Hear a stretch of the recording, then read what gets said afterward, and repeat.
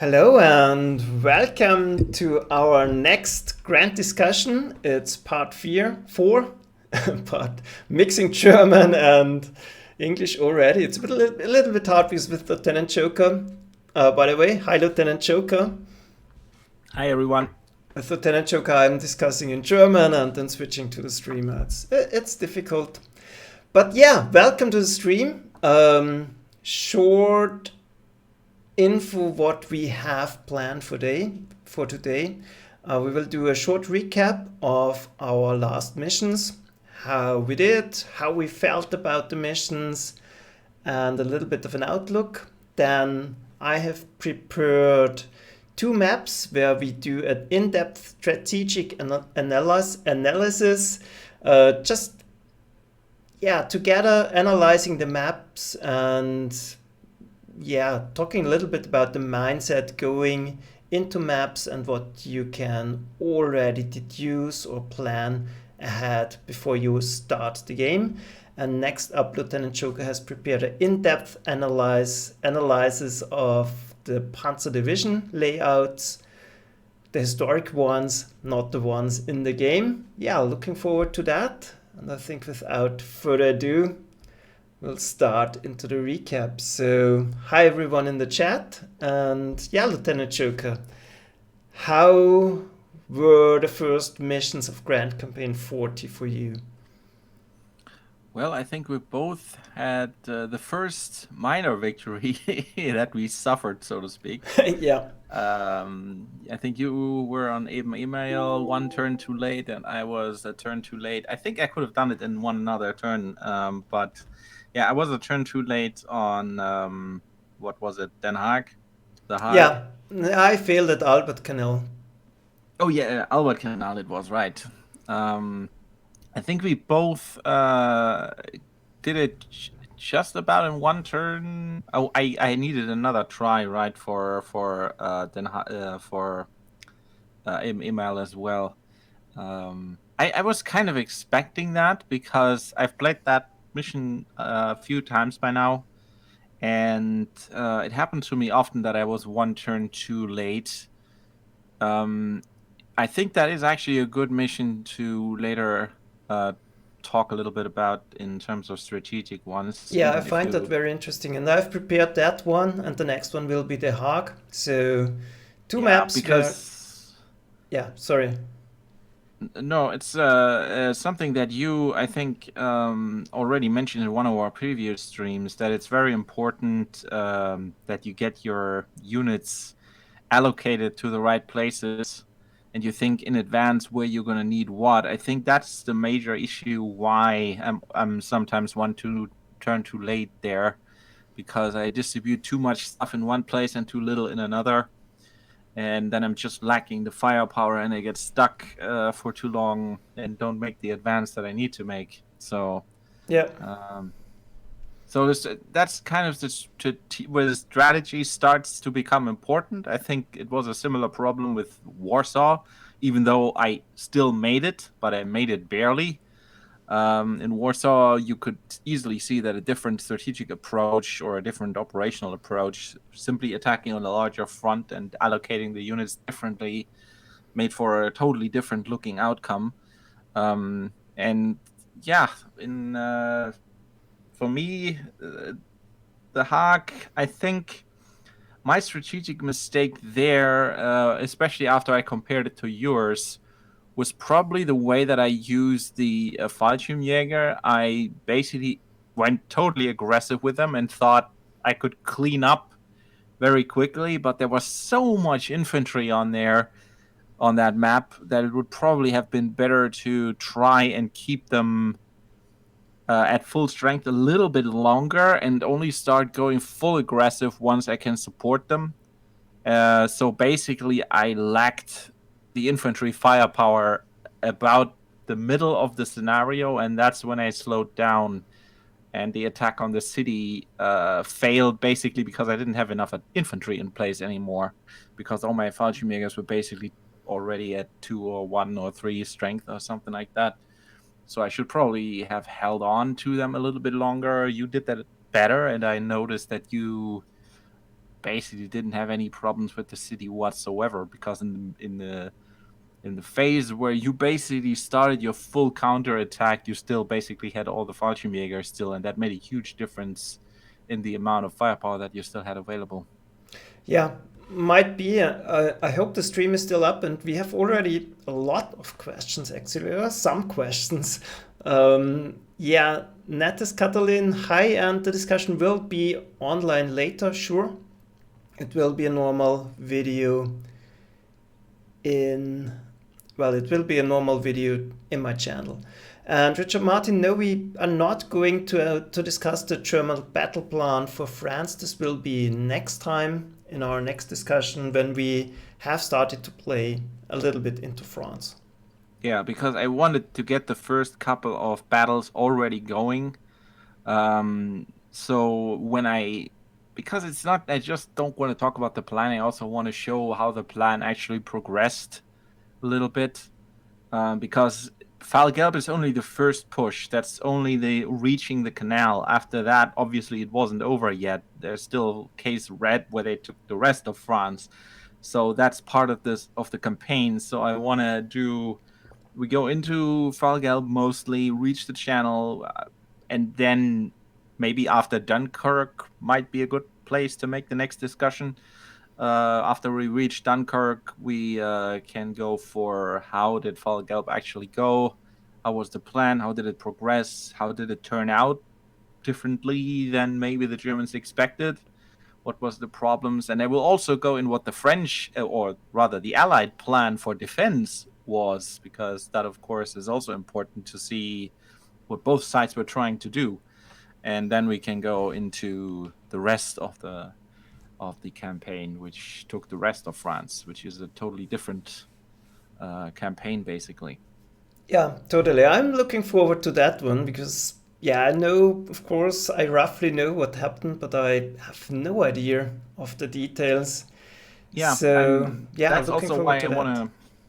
Yeah, that's also why I want to go into the French and Allied plan, because I think most people know roughly what the Germans did, but I don't think a lot of people know what the Allied plan was and why things went the way they went. And it's always interesting to also know what the other side was trying to do. So I'm going to prepare that a little bit also. Yeah. So I think we'll switch to the next part. We can talk about the map a little bit, about our experiences while we are doing the strategic analysis. I'm really having trouble with that word. Analysis. Analysis. Yeah, it's not that easy. So first of all, no, not that one. Here we are. I have prepared the first map. You have to do it like me. You have to start talking to yourself in English the entire day. Yeah, maybe. Then you get it down. That's what I started to do. Whenever I talk to myself, I do it in English. That's Yeah, perfect. I'm reading Perfect a way to lot do in English, but I'm not talking loud, so that's where it becomes a little bit more difficult. So, anyways, here we have Eben Mail, and this is a very interesting map, I think. And if you take a look at Panzer Corps maps, and by the way, please participate in the chat if you have some ideas or things you want to discuss. Just put it out there. Yeah, either Lieutenant Choco or I am going to catch it. So usually, if people look at those maps, it already seems a little bit daunting, and you easily get intimidated by maps like that. You have absolutely, most of the times you have almost no information, but usually you can get a lot of information just by looking at the map. And I will try to guide you through the thought process I usually have when I'm doing maps like that. First thing, I always look at, what are possible attack avenues. And this map, it's easy. You have 3 bridges. So you have 2 possible attack vectors here, or basically you have 4 bridges, but this one doesn't really count. And you already noticed there are a lot of fortresses and strong points on the map. So you already know the French or the Allied units, the Belgians and the Netherlandish. No, that's not the real word. The Dutch. The Dutch, yeah, perfect. The Dutch units will have a big advantage here because they can see what you do, so there's no use in being sneaky. Then we notice there's a fortress we never will be able to attack, so it's safe to assume that we won't be able to attack down here. So that we can already cross out of our mind, so we know we have to go either through the middle or through the north. And the battle plan calls for attacking in the middle, and it's already clear that if you go into the middle, what's going to happen? We'll make some blue arrows here. You have to expect counterattacks. Like here, you might get attacked even from this side. You know, there will be no danger in the south because that's where you are deploying, but there could be a force hidden in here.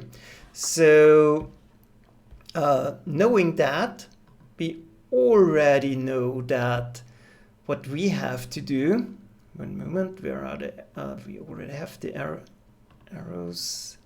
Let's switch back to red. We have to at least do a little bit of poking to the north, clearing out this area. If it's rather safe, you are tempted to go through the city, smash through the bunker line, but yeah, it's not really sure if that's safe because we have two major targets. We have one in the south, one in the north, and what's clear, you will have to do two basic attack routes here, one to the north, one to the south.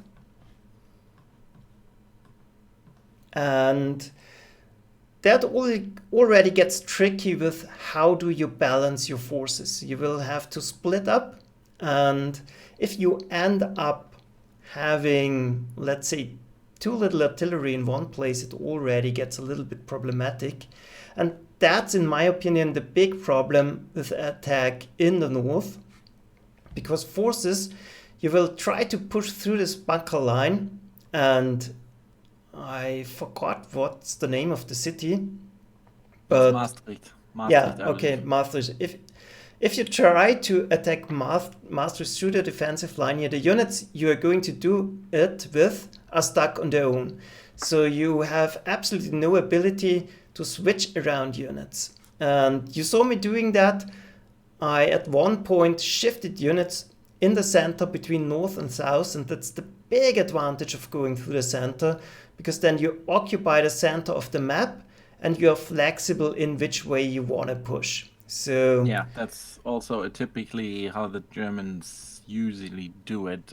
Punch through in one point with the biggest force possible, and then once you're through, you go for the targets individually. Yeah, and the problem if you split up your forces and try to go through the northern location, like I said, there's no flexibility left. You're pretty much committed to that plan, and it either works or it doesn't, but you can't react anymore. And that's the big problem I see here. So, in my opinion, this is not a good idea, and you'll go through the center.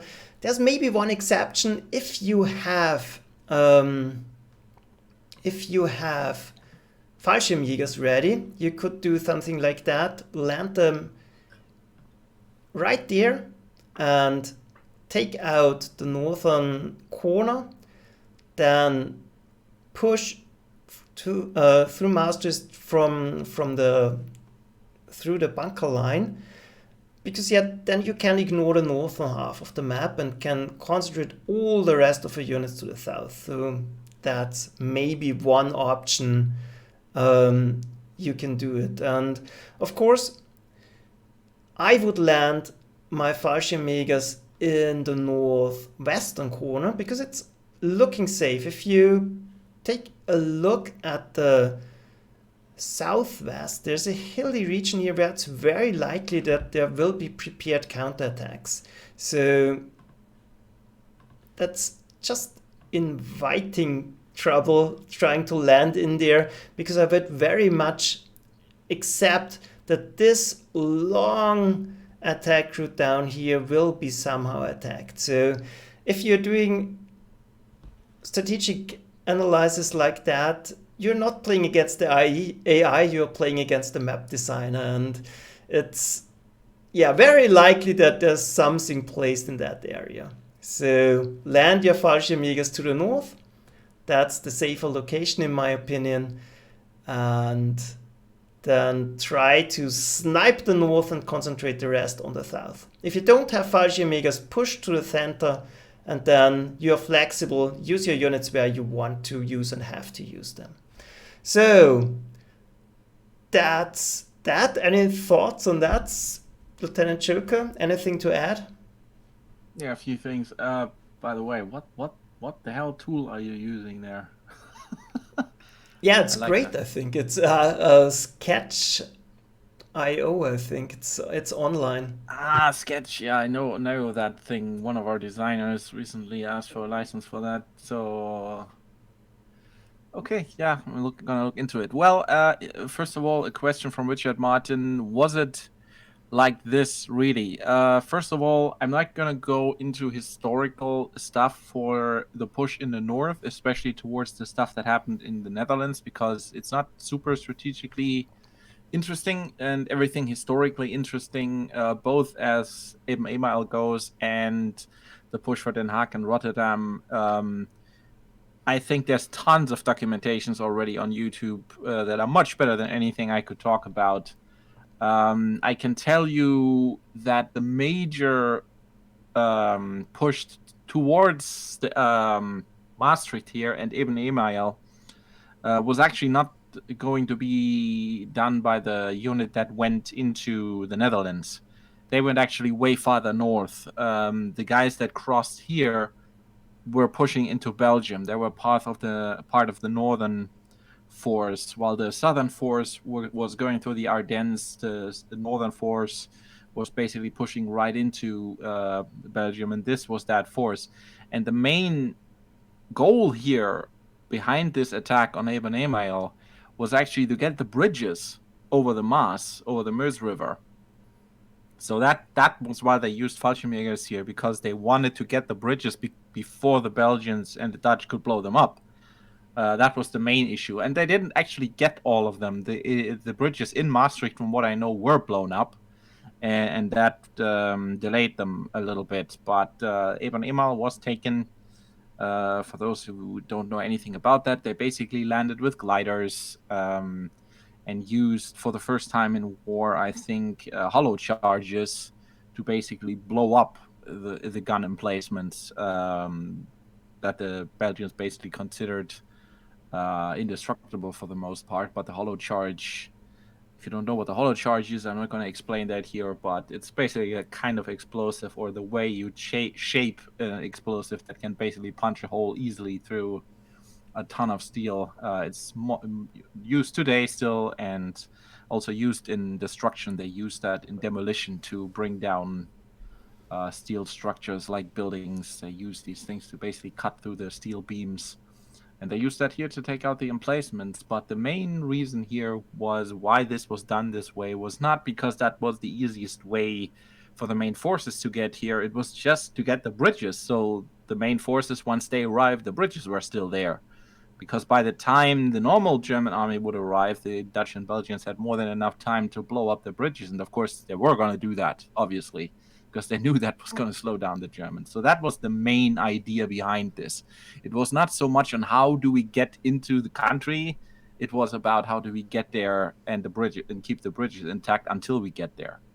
Other than that, the bunker lines are pretty much in where they should be. Obviously, Ibn Email is not exactly a bunker line. That was basically where the Albert Canal flows into the Maas. You can basically think like in Poland, where we had Modlin, where the what is that now? The Bug River flows into the Vistula. At at that point you had this fortress that is basically guarding this geographical point. It's basically the same thing here, where the Albert Canal and the Maas meet. There's a point there where you can place a certain defensive system to guard a certain number of river crossings and make it almost impossible to get there without being fired upon by the systems. That's why it was important to take it out. But it was basically not a bunker thing. It was basically an underground structure with a lot of gun emplacements on top. You can still see that from the air, and you can still go visit it, actually. I actually plan to go visit it at some point. And in the south, that bunker line was actually the defensive line, basically the northern extension of the Maginot Line on Belgian territory. And near Liège, that's the very far southern city that is a major objective. That bunker line there is basically the defensive system around Liège, around the Maas River. So obviously not just the French had a defensive system along the major rivers at the border. Obviously the Belgians and the Dutch had it also, but the Dutch and the Belgian ones weren't as heavy, and there was not really any cooperation and coordination between the French and the Belgians for this defensive line and for the French and for the defensive layout. But I will go into that once we go into the history stuff. So no, it didn't go exactly to answer your question like this, but it's a good enough representation, I think.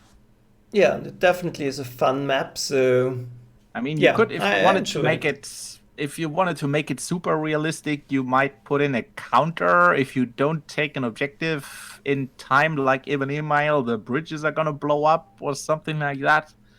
You could do that, and then you lose out on targets, because once the bridge is blown up, you can't take it anymore, I guess, something like that. But I guess that's also why a minor victory is possible here without taking Maastricht, because the minor victory, you don't have to take everything, because the Germans didn't take everything. The bridge in Maastricht itself, they didn't get. That got blown up. So if you want to play it super historically, then Maastricht itself, because you can see the victory hex is actually on the river. So it is the bridge over the Maas in Maastricht. If you wanted to play it super historically, then you're not allowed to get that, because historically the Germans didn't get it. I mean, they got the city, but by the time they got there, the bridge was already blown up. Okay, and there's another comment by Goose.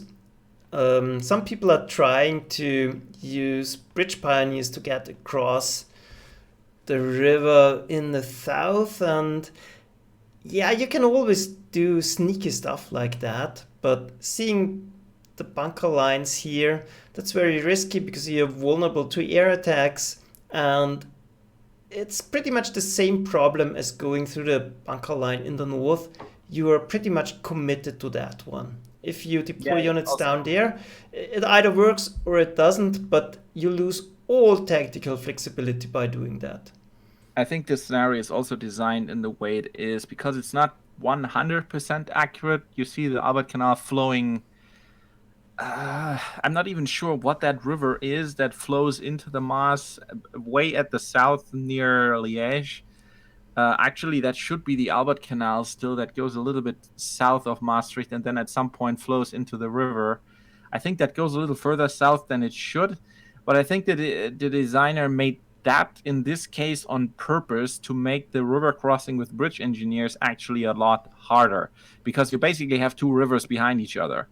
So even if you get past the first one, you're still not past the second one. So I'm not even sure. Can you even go with bridge engineers over these big rivers? Yeah, you can.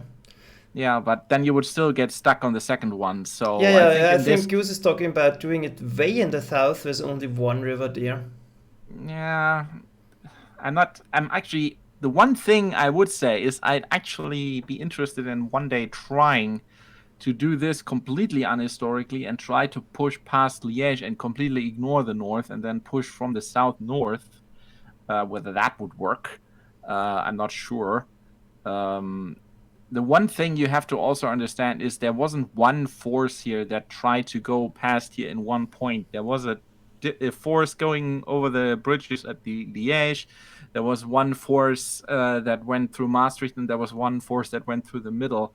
And the Ibn Email attack took place way before any of these forces arrived. They basically took that in about an hour, I think, or even less time. They basically went in there, blew everything up, and then they were fine. Because the Germans attacked here basically on a wide front. I mean, it was still a forced attack. It wasn't a super wide attack, but they still had a ton of forces here. There were a lot of divisions that went across here. So they basically wanted every river crossing they could get, because it's not just getting across the river what you need the bridges for. Infantry you can always get across there, but it was the tanks, of course, in the initial push. And if you get the tanks across, you need to get the supply chain after the tanks to get across. Later, when I show you what a Panzer division actually looked like, you will appreciate that a little bit more, the kind of stuff you need to get across. There's a ton of trucks, and if the bridges are not intact, you will run out of steam, even if you get the frontline units across, because the supply behind them will be bottlenecked, so they won't be able to move fast, even though they are already across. So that's why they basically attacked along this entire thing and tried to get as many bridges as they could intact, so they would because that's important, because you will lose momentum if you can't get enough supplies to your striking forces. If you can't keep them going, you will run out of steam, and then you will get stuck. And obviously, that's the World War I situation. That's exactly what you don't want. And running out of supplies was very much one of the reasons why they got stuck in World War I, and why the Schlieffenplan didn't work. You couldn't supply a force like that over that distance. And in this case, they absolutely knew, if we get the tanks across here, we need to be able to supply them. And for that, you need road bridges, and you need rail bridges. Most of all, you need to get the trains across here as well. So that's basically the initial stage that was important here. Get there fast, get as many bridges intact as you can. Yeah, and rail, by the way, is a good point. You should always take a look at rail connections as well. And the problem here with the rail connections, they're pretty much useless, because one ending point is right where you can't unload, because there's most likely a Belgian unit in there, and the next connection point is up here. You sure can take this city, but then you can only go like here, and that's not worth it, because you can simply use your trucks to go down here, and going into Maastricht is not an option as well. So the rail connections here are pretty much useless, at least for in-game purposes. Historically, that's different, of course, but they don't matter here. Yeah, that's why I like when they sometimes put that in the game, where you have to take certain rail lines, not because it's important for that scenario, but it's an objective, because they tell you in the briefing it's important for later. We need that as a supply line.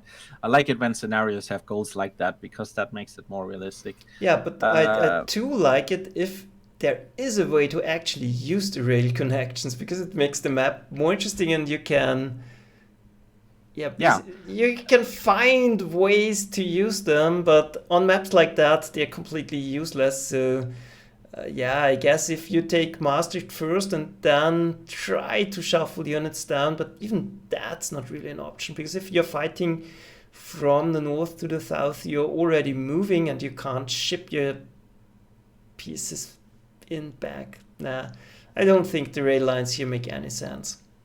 Well, it's better in my modded version, where the designer used the exit hex feature, because he actually placed those intelligently. He placed them at roads and railroads that lead out of the map. So you can use the railroad connections to quickly shuffle out units and bring new ones in. That gives it a new strategic importance, which I appreciate. I'm happy that he didn't place them just randomly, but he placed them actually at the road connections and rail connections, and especially for the rail connections, that actually makes them strategically interesting for the way you approach a map. Richard Martin, so was this battle tankless from the Allied side? For the most part, Yeah, first of all, the Belgians didn't have a large tank force to begin with, and most of the Allied main forces are actually not here. This is really the front line, right at the border. The actual Allied defensive line was a little further back. That's what I'm going to explain next time when I'm going to go into the Allied plan. But just imagine that the actual defensive line that the Belgians prepared here and that the Allies were also going to meet them at is a little further to the west. They weren't waiting for the Germans right at the border. That's usually not a very good idea anyway. You want to be a little bit further back and have time to actually prepare a defensive position.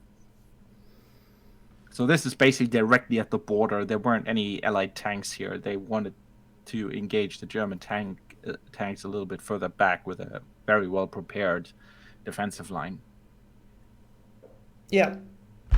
So I think we'll switch to the next one. Yeah, but a little bit further west here, not to the northwest where we go in the campaign along the Albert Canal, but exactly in the other direction, in the southwest. There was actually, and I'm going to show you where that was. Unfortunately, it's not represented by the scenario in the game. There was basically one of the biggest tank battles early on in the war near the Gamblo Gap. I'm going to show you where that is and why it was called the Gamblo Gap. There was actually a pretty big tank engagement there, but not yet here. A couple more 50 or 100 kilometers further to the west here. Yeah, so next one is The Hague, and well, yeah, that one was actually pretty tough. Yeah, and there are options. So I would say on MML it's pretty clear what you have to do and what's the best option. Yeah, I think just to say about the last map, I think the major problem is that you go, or at least you're supposed to go in the middle, and then you basically have to go to north and south, and that separates your forces. And that is always making it difficult. That's also the difficulty on the vanilla France map, when you have a big map and you need to split your forces to cover it all, especially if you go into completely opposite directions. That's where you have to be sure what you're going to need where. Because if you notice you're going to need something that you have in the south and the north, you don't have enough time to get it there. You can't switch stuff from one side to the other anymore. Yeah, a little bit, but do a little bit. So, and that's you're gonna lose time though. But that's the benefit of having the center, because the map is actually not that big. So you can do it, I think. Yeah, but you saw in my case, I split the artillery up, and then I didn't have enough of it in the south. In the second try, I sent all the artillery in the to the south and concentrated with my air force on the north, and that worked much better. Yeah. And I didn't have time to fix that problem. By the time I noticed what the problem was, it was already too late. So that's the strategic. I changed gears in the middle of it and redistributed my artillery. Yeah, if you notice it early enough, you still have a chance. If you notice it too late, I noticed that I just couldn't get that past that stupid infantry in the forests because I just didn't have enough artillery there. And there was one anti-aircraft gun there, I think, that also prevented me from doing a lot with my Air Force there. And I needed my Air Force in the north. And that's what the problem was. Second try, all the artillery in the south and keep the Air Force in the north. That worked better. But that's the thing where you have to think strategically. When you notice you're going to need to split your forces, think for a moment before you move anything. Okay, what am I probably gonna need to use where? And maybe also think about, if it doesn't turn out that way, how can I quickly get them away from here and to the other side? That's gonna be very important. That's how you lose scenarios, not because you lose a battle here or there. It's because you don't have what you need in the right place. Yeah, and there are also tricks you can, for example, keep your artillery in a position where you're still flexible until you get more information. And if you take a look with a truck, I think you can go this distance. So you are rather quick if you have to shift them. So it's still possible. Just on the last few turns, it's not going to help you anymore. So you have to do it early on. If you notice, oops, there's probably more than I thought, then you have to do it early and react decisively. So don't delay the decision. If you notice a problem, react to it immediately. Yeah. So next one, The Hague. Yeah, this one is a little bit tricky. So at least we have more information from the briefing on this one. We have our Fallschirmjägers here and here, and it's immediately clear they say a big attack is coming from the north, I think. So you know your units will get attacked. It's very likely there will be some attacks out of the cities. And well, where you don't have information is actually this. Oops, that's not what I wanted to do. This big area here, well, that's not what I wanted to do.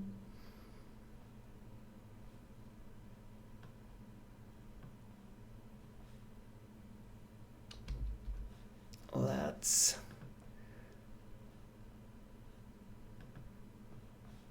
do it like that. Make the line a little bit thicker. So this big area here is the big question map on this map, and to a certain degree down here.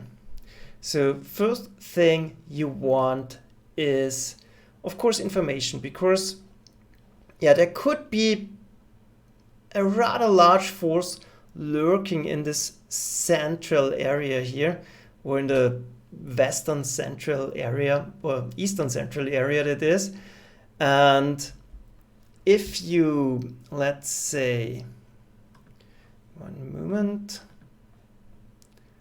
plan out your attack, what's pretty clear is that you will send a force to attack, I think, I'm not sure, Lieutenant Sugar, please help me out. What's the city in the center here? Center is Rotterdam.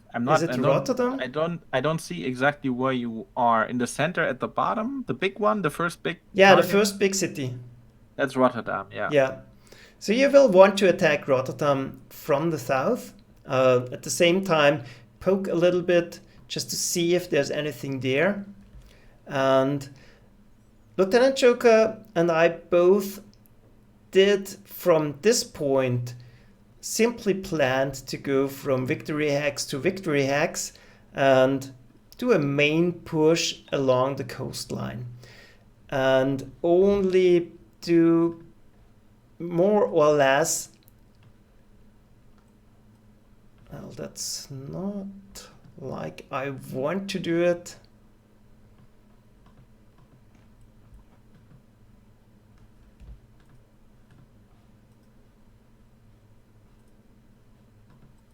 Let's try it like that. So basically blocking off here and maybe doing a little bit of poking in this direction.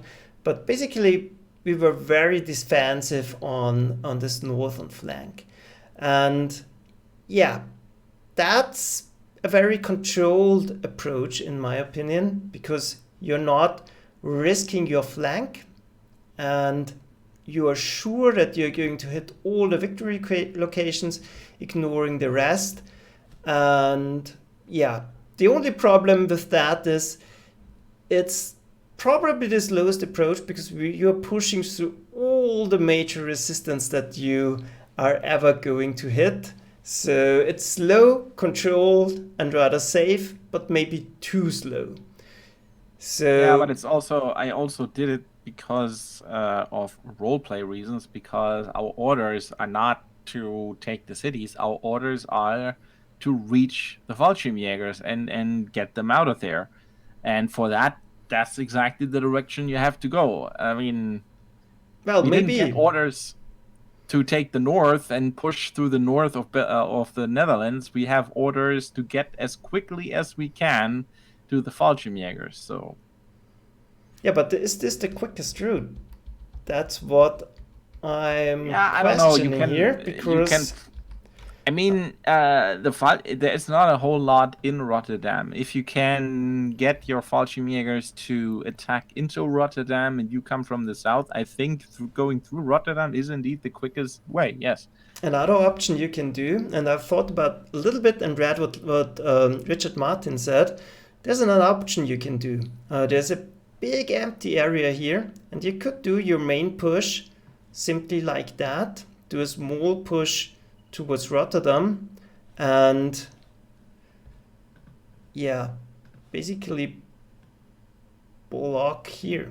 So you're completely outflanking them, pushing through empty territory, because you don't know what's here, and that's the big question mark. So if there's a big force here, you are dealing with them, hitting them. If it's indeed empty, great, then you have open territory where your main push can go through. You neutralize the troops in the north first, help out the two Fallschirmjägers in the north, maybe even can block up the northernmost cities, and then help out with the push. You can do basically surround Rotterdam and The Hague. And yeah, in my opinion, that's the better solution for the problem. I didn't think of that on the spot, but I think that's better. Just because there's a big empty area here and you somehow have to deal with that anyways. And there's open territory, easy to push through. There's nothing in your way. You can employ your artillery, your tanks. Perfect. And get all the victory hexes or the prestige in the process. I'm not so sure about that because it also depends on how you act in the north with those two Fallschirmjägers. I've played that like that in the past, going through the north, and there's a whole bunch of stuff coming in the north. You only see that so late because you work your way through Rotterdam in the middle there, and then they slowly make their way towards you. If you actually go quickly around it and go to the north, you're going to run into all of that crap, and it's going to take you just as long to clean it up. You're just encountering all that counterattack in a different place and a little bit earlier. The advantage you might get that helps your Fallschirmjägers is that you probably stop those guys in their tracks before they can reach your Fallschirmjägers. But yeah, I guess it would be a feasible solution to do. But you're going. And I said I'm thinking about this also from a pure military perspective. How would I approach this if I had orders to do this? Going through the north, I have absolutely zero intelligence of what's there. Yeah, but that's exactly the point why I have to deal with this area anyways. And yeah, if I but find a I major don't have. force there, then I have to deal with it somehow. Yeah, And if but there's that's none, the then I'll problem. push through. That's the problem of what the orders are exactly, and I'm a little picky with that because in my platoon leader training, if you misinterpreted your orders, you were failing the exam. So, my main orders here are to reach the Fallschirmjägers as quickly as possible. Okay, you can even interpret. Okay, there's Fallschirmjägers in the north also that you have to reach. True. But I have two groups of Fallschirmjägers that I need to reach immediately, and one is in major danger of being encircled up there, and it's very doubtful that I can get there in time before they get engaged by the enemy, but I have a good chance to get to the southern group before they get engaged by the enemy, and that is also on the path to the Dutch capital and gives me a good chance to capture the Dutch government, which is another major objective that we have. And those are trying to flee by ship. So cutting them off by land doesn't give me anything. I need to get there. Those were the major historical objectives. From a pure game perspective, I think this is a viable option. If you want to role play it a little bit and you know your main objectives are reach the Fallschirmjägers as quickly as possible and get the Dutch government, I think the middle way is still the way that you're supposed to go. If you want to game the system a little bit and try a different path, I'd actually be interested in going a totally different route and try to reach the Fallschirmjägers going, what is that? Is that the Rhine that is flowing into the North Sea here? I think that's the Rhine, right? The southern big Might be. river. I have no information. It's just a picture, not the I think game that itself. I think that's the Rhine. Should be the Rhine. I think that's where the Meuse and the Maas and the Rhine merge together and then flow into the near Rotterdam. I think that's the Rhine and the Maas that combine into a different thing there. I think the Dutch have a different name for it, but it's basically the Rhine. Going south of that to the west, you know where that one bunker was, and then that little 5-strength infantry there, and then going basically approaching that area where right now on this picture that Allied artillery is, approaching that from the south. But that's really slow. There are I'm no not sure bridges down if there.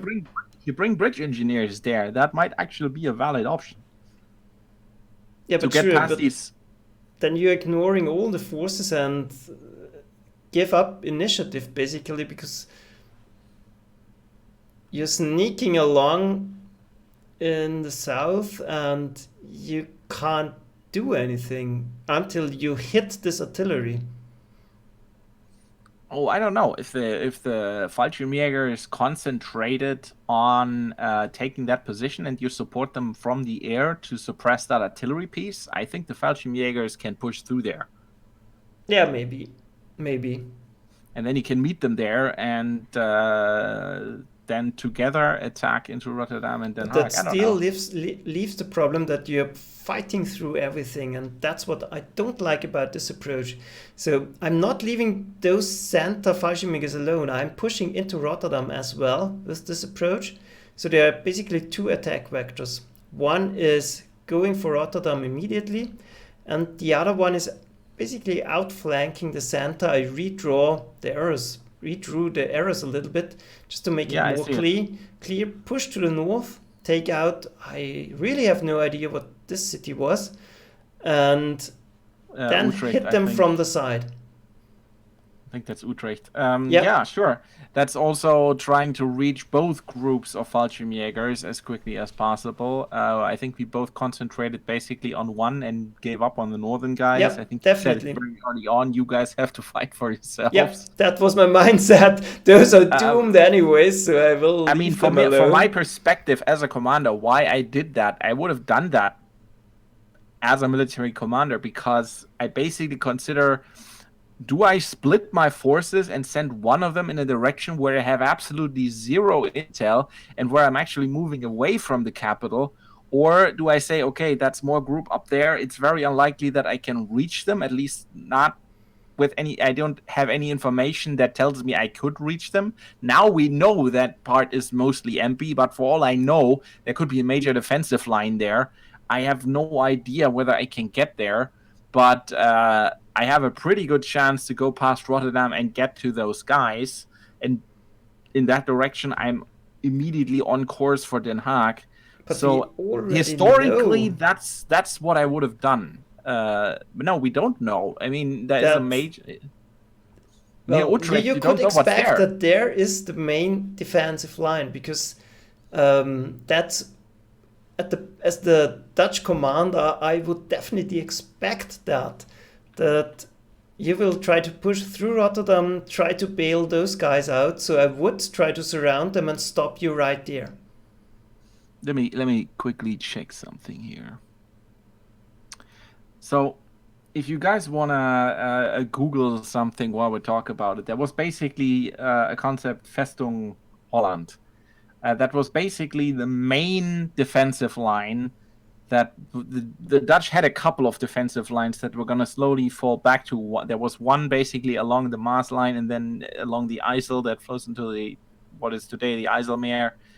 There was another one behind that, and the main defensive line that basically was to protect the main population centers was basically exactly where we start here. It was just to the east of Utrecht, and it went basically along that big river down there into the coastline. So Rotterdam, Den Haag, Utrecht, and Amsterdam further north, which is not on the map anymore, I think, were in that fortress Holland, basically. So considering that I'm basically pushing into the heaviest fortified area of the Netherlands, and the Germans knew that.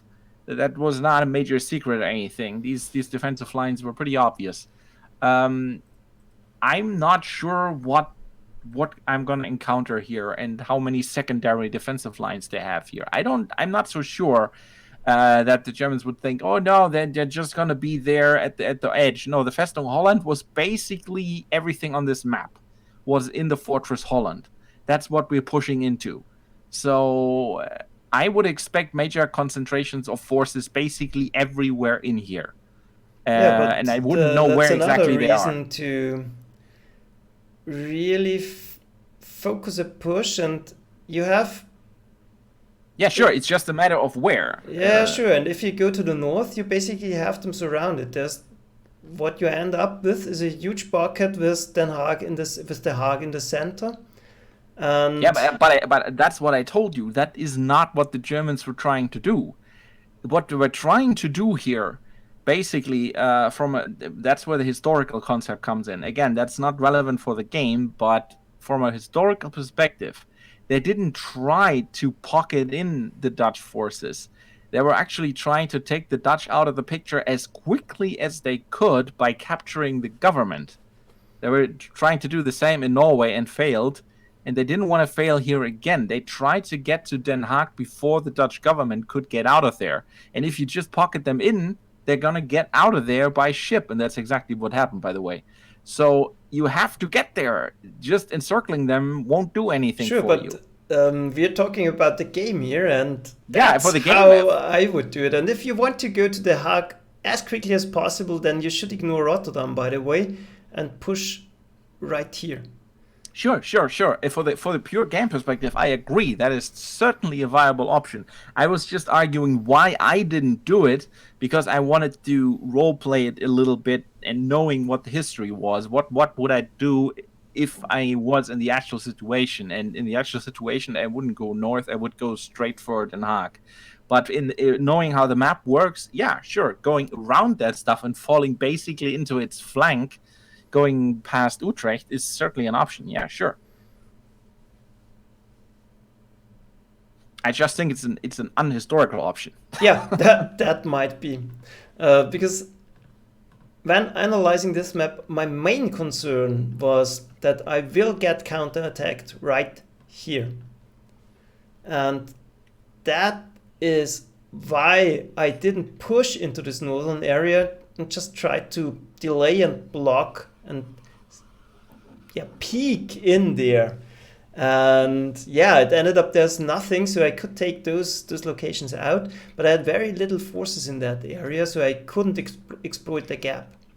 So I misjudged the situation here, and we ended up doing it pretty much the same, but for different reasons, I think.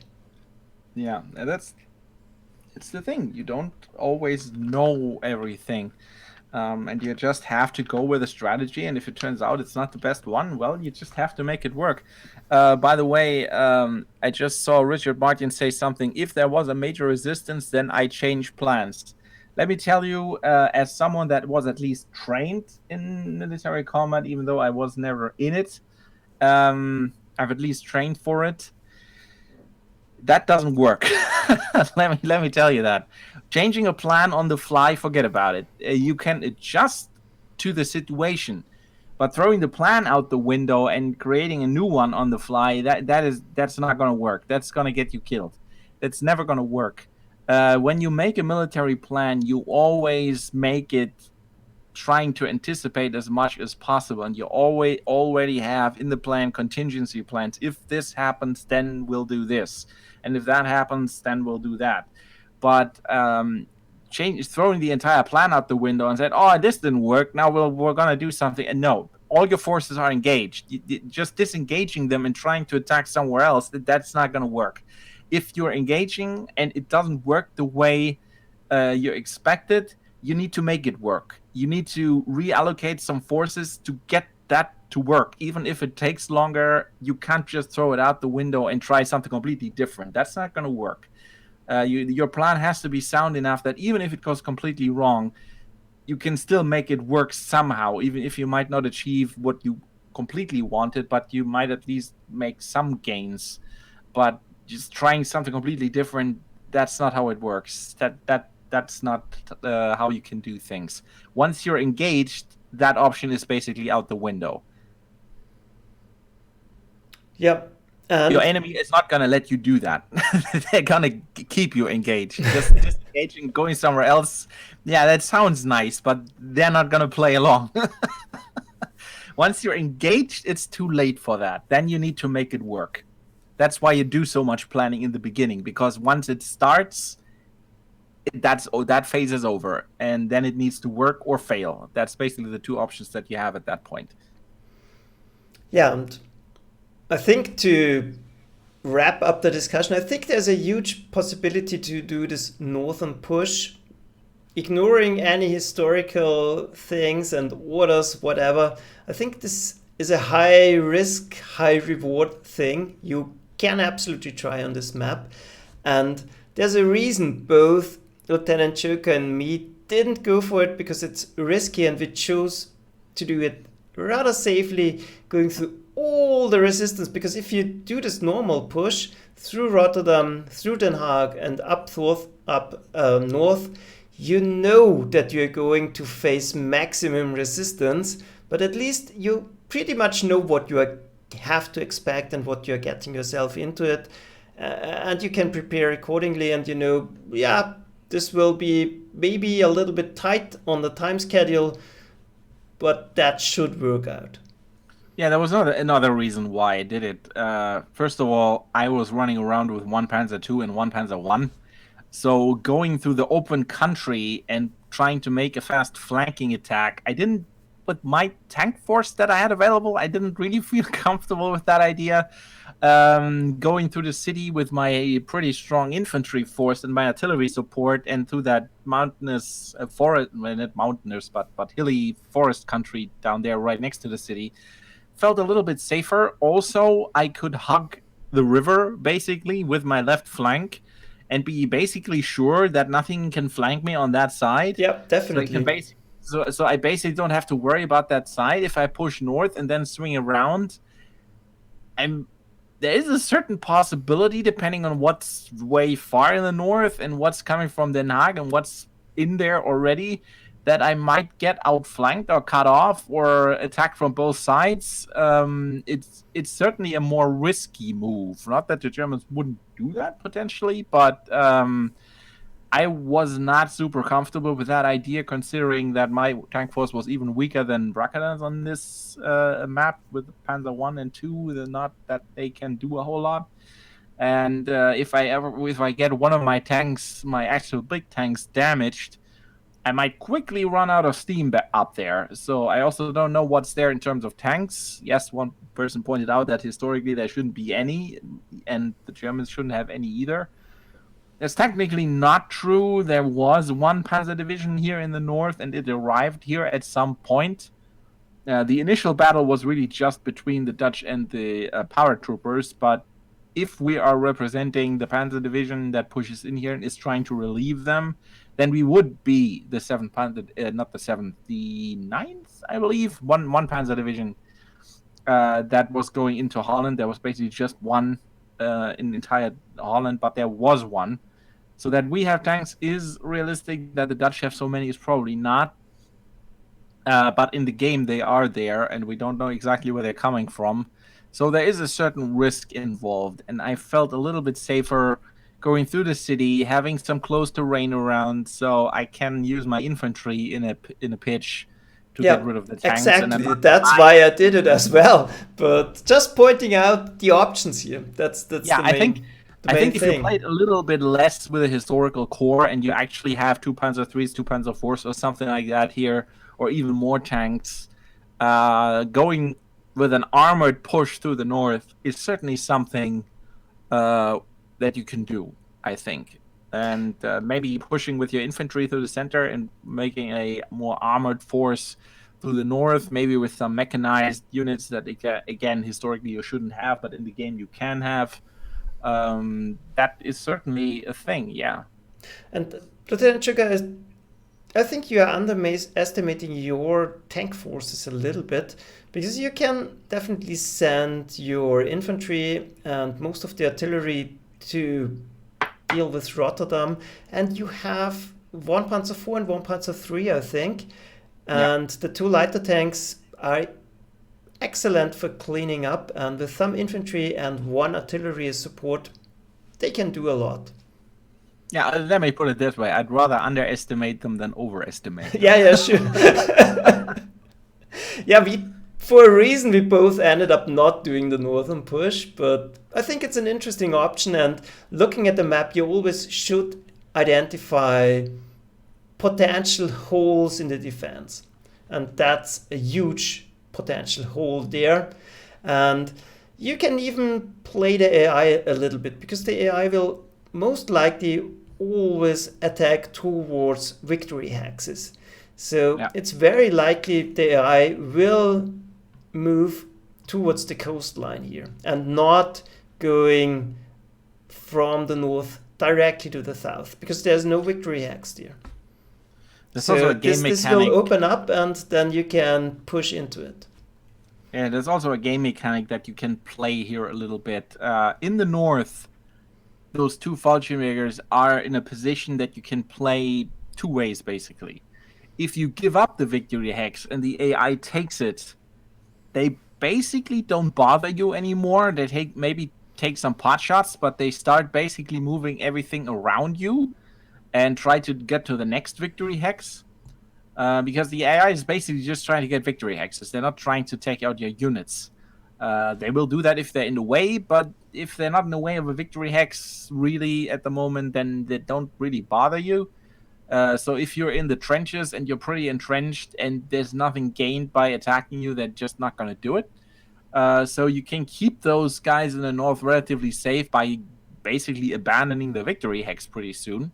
At the same time, if you don't do that and rely that you can hold out there a little bit, that of course delays all those forces from getting to the south. So if you are not confident you can take them out in the south as quickly as they arrive, you might sacrifice those units in the north to delay them. Think of them as the Sixth Army in Stalingrad, basically, where people always say, "Oh yeah, they should have broken out." I personally think if they would have broken out, the entire Army Group South would have been destroyed. So they did a job there. They kept forces there busy trying to destroy them. If they had surrendered or broken out, all those units would have been free to do something else. Same in this situation on a smaller scale. Do you keep them busy and delay them and maybe sacrifice those two Fallschirmjägers, or do you keep the Fallschirmjägers safe and just let them go? That may leave the Fallschirmjägers ready to maybe try something else. Maybe once the artillery has moved south, you could try to take that anti-aircraft gun and take that coastal city, or do something in the back, maybe get to an airfield and just fly out of there and try to drop somewhere else or whatever. Not sure that's super realistic, but maybe an option. I'm not actually sure whether you have any aircraft available on this map, but if you have, that might be an option. Yeah, I don't know. Those are at least two options that you have to think about. Do you want to delay the enemy in the north, or do you want them to move past you? That's something you have to think about every time you're holding a victory hex. We talked about that on the Piatek scenario, where you can basically direct where you want the enemy to attack next by giving up victory hexes. Same thing here. And there's a lot of stuff coming from the north. So if you can delay that and you want to delay that, that's certainly a way to do it. Yeah. I think that's all that can be said about this map. So I think it's time for the next part. But you see, there are definitely things you should think ahead before you deploy. Just do a quick analyze. I can't say that word. Quickly analyze the map, and where do I have information? Where are the victory hexes? Where's the most direct route? Is it worth it to try and outflank them? Where do I have vulnerable flanks? Where can be enemy counterattacking forces hidden? that basically are the things you should look for. Yeah, and just out of yeah, let's do that. If I give you a link, can you stream that? Or if I give you a picture, can you stream that? I hope. Because just I don't want to do any maps or something like that, but I want to show people at least where this crap is geographically. Even people that are not in the mood to Google it for themselves. There, I sent it to you in Discord. Just so people can take a quick look at this stuff. Can you see it? I think so, yes. Yeah, probably going to be delayed for me, but people should see it. Basically, that inner red line that goes around all those inner cities, that's basically Fortress Holland, and that's basically everything on this map, as you can see. Utrecht is right at the edge of it, and Rotterdam and Den Haag are on the map as well, so you can see roughly where that is. So that was basically the most inner, heavily defended line, simply because that's where the major industrial and population centers are in the Netherlands. Everything else is still somewhat important, but this is where everything is that keeps the country going. So this needed to be held as a last line of defense, but Yeah, and Tranquility, I think it specifically says auxiliary units, not specifically Fallschirmjäger, so I think the artillery counts as well. So it's definitely fine to lose those two northern ones, and I think I lost two Fallschirmjäger, so it wasn't a problem because it still worked. yeah, I may have done it once, lose it because I lost too many Fallschirmjägers, but I was going completely apeshit with them on that try.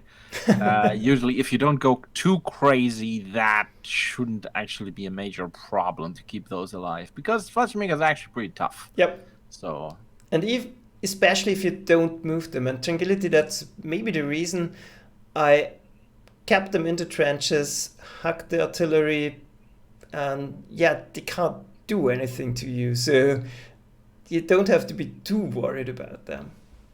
yeah, your defensive is not so great, but if you boost your defensive by entrenching, your offensive is so scary that they're basically not going to bother you.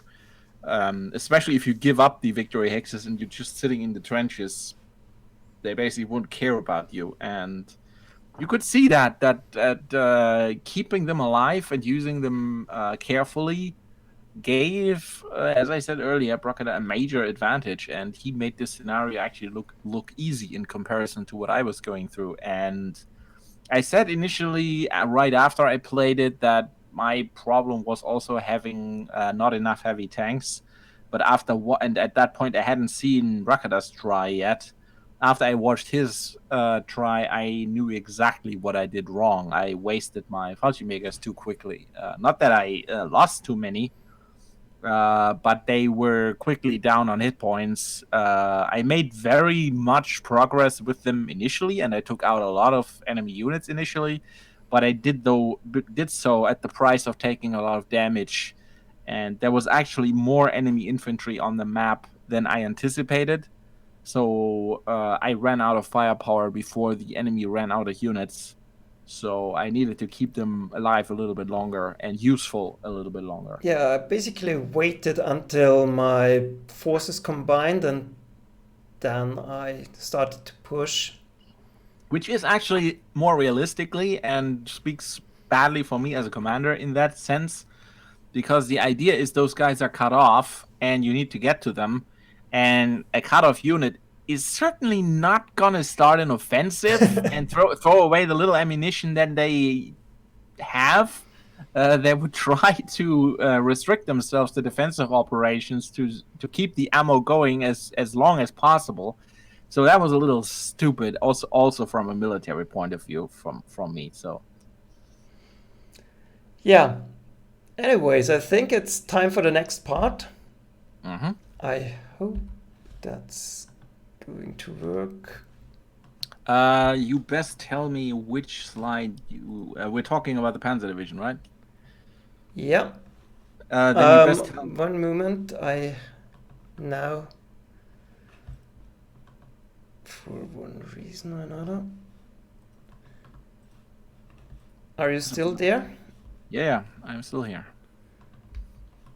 I have trouble getting rid of this. Of the picture or what? Yeah. It's basically blocking my monitor now. There's something broken. But I think on the stream you should see it, but I can't see anything. Can Now I you? see it. Perfect. How did you open it in the photo app? Then just use the task manager to kill it. I don't know. I'm absolutely not sure where it's open, but it's working now. And I can Now I go see it through now. them. They are numbered, so I can go from 0 to 27. However, Yeah, you can tell me which slide is on because I have a little 0. bit of delay, just so I can. Yeah, every time you go to the next one, tell me quickly which one it Yep. is. So this is basically the overview of a Panzer Division's layout. In this case, I think that's the first Panzer Division in 1939, right before they went into Poland. I used this graphic because this graphic is basic. This is from a website, but it's basically you can find these in the documents that I mentioned a couple of times that the Germans had. They had these for every unit basically that they owned. What the layout was, and I wanted to use these because you rarely see them. What you usually see is modern NATO layouts with the modern NATO symbols that most people are familiar with. But you can find those en masse on the internet. You just need to Google a Panzer Division, and you're sure one of the picture results will immediately be one of those.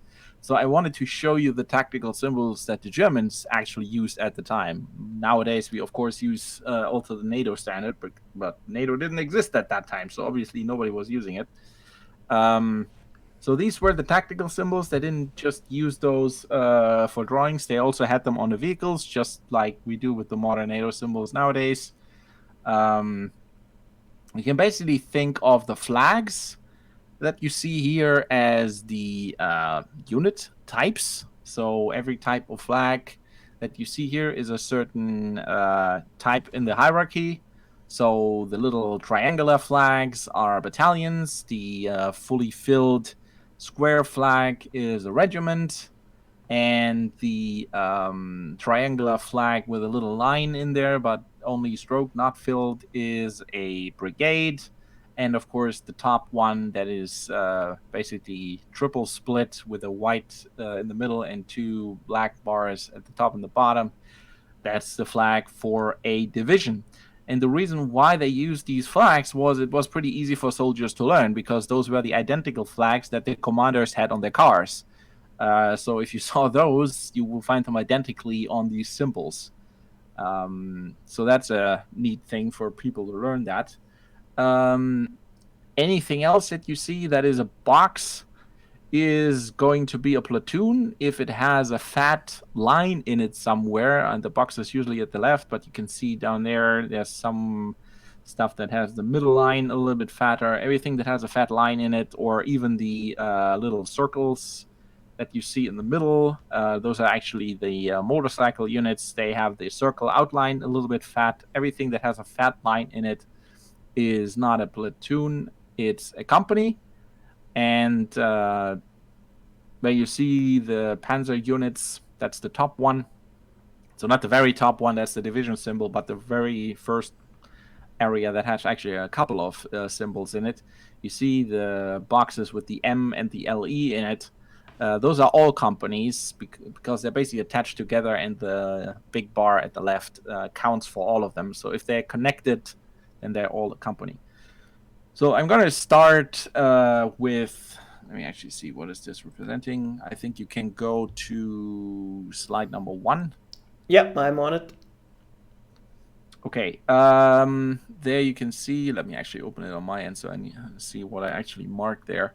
Yeah. So you can see the top flag is basically marked as I told you. That's in the regiment.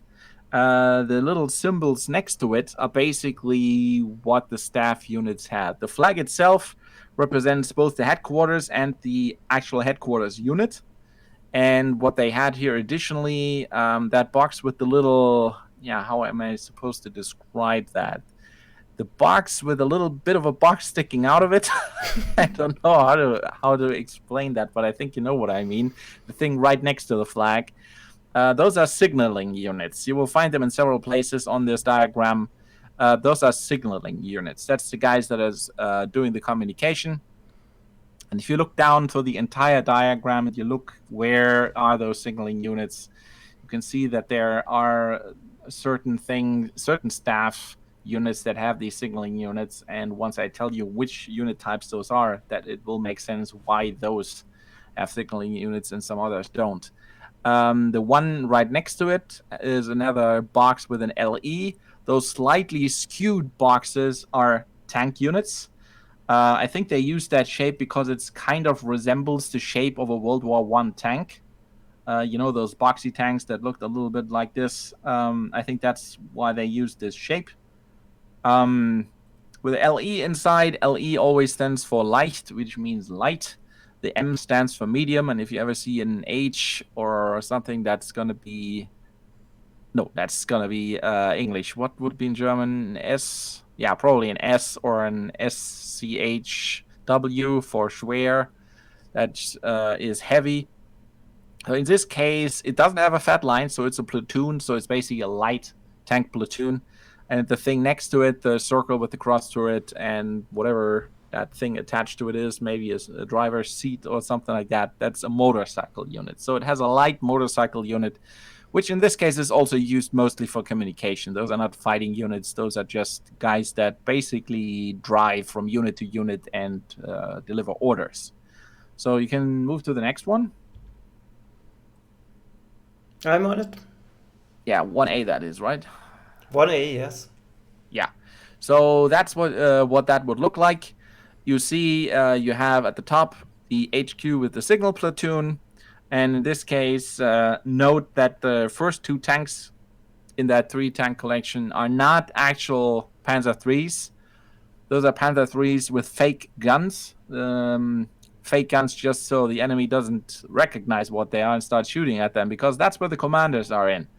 And they don't have guns because they have basically the entire turret full of radio equipment to be able to keep in touch with everybody. And they have one actual Panzer III escorting them. But those are command tanks. All the command tanks weren't armed. I mean, they probably had machine guns, but they didn't have any main armament.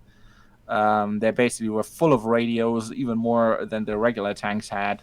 And they were basically just doing command duty. Then you had the light platoon, as I showed you. I don't have the motorcycle unit on here because, yeah, again, those were not fighting units. They were just running around delivering units. They were basically sometimes just one guy on a motorcycle driving around and trying to find the other unit that you have to deliver in order to. There's actually nice books that were written by some of these guys where they tell some stories where they get lost and have to find their units again. The light platoon here was typically 5 Panzer IIs. Main goal of them, I guess, was just to keep the staff safe and give them some firepower if in case they get engaged. It's just Panzer IIs, but usually you don't expect your staff unit, their headquarters, to be attacked. If that happens, something has already gone very wrong. So you keep the actual firepower in the front, but some 20 millimeters in some 5 tanks is certainly nice to have, plus 1 Panzer III that you have around. That should pretty much be enough to keep your headquarters safe.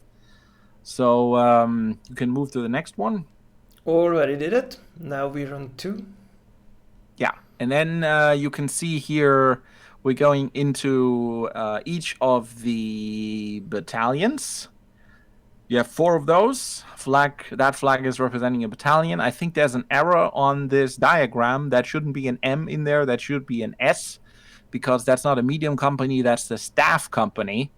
And if you switch to the next slide, you will see that that is basically exactly the same, I think, minus the motorcycle unit.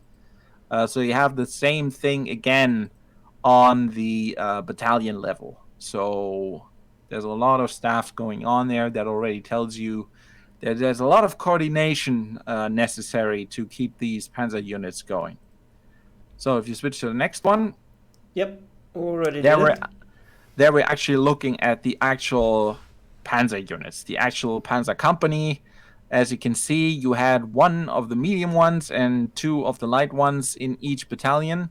So in total, you had 8 of the light ones and 4 of the medium ones. That was not very typical, but I'm going to go into that once we go for the medium ones.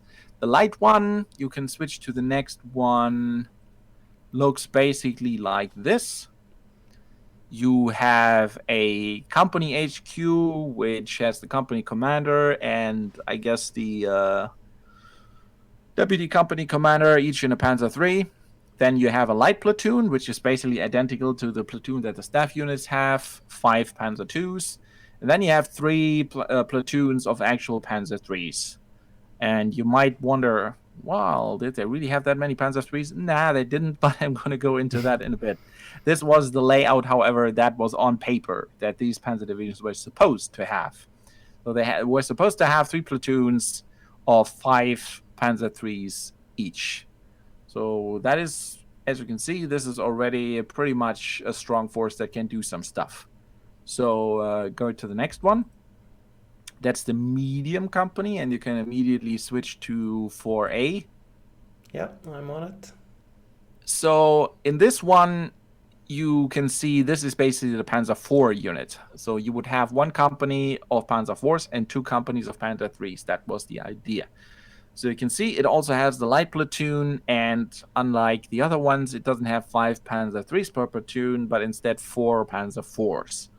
I'm not sure why they had 4s or not 5, probably because they didn't have enough.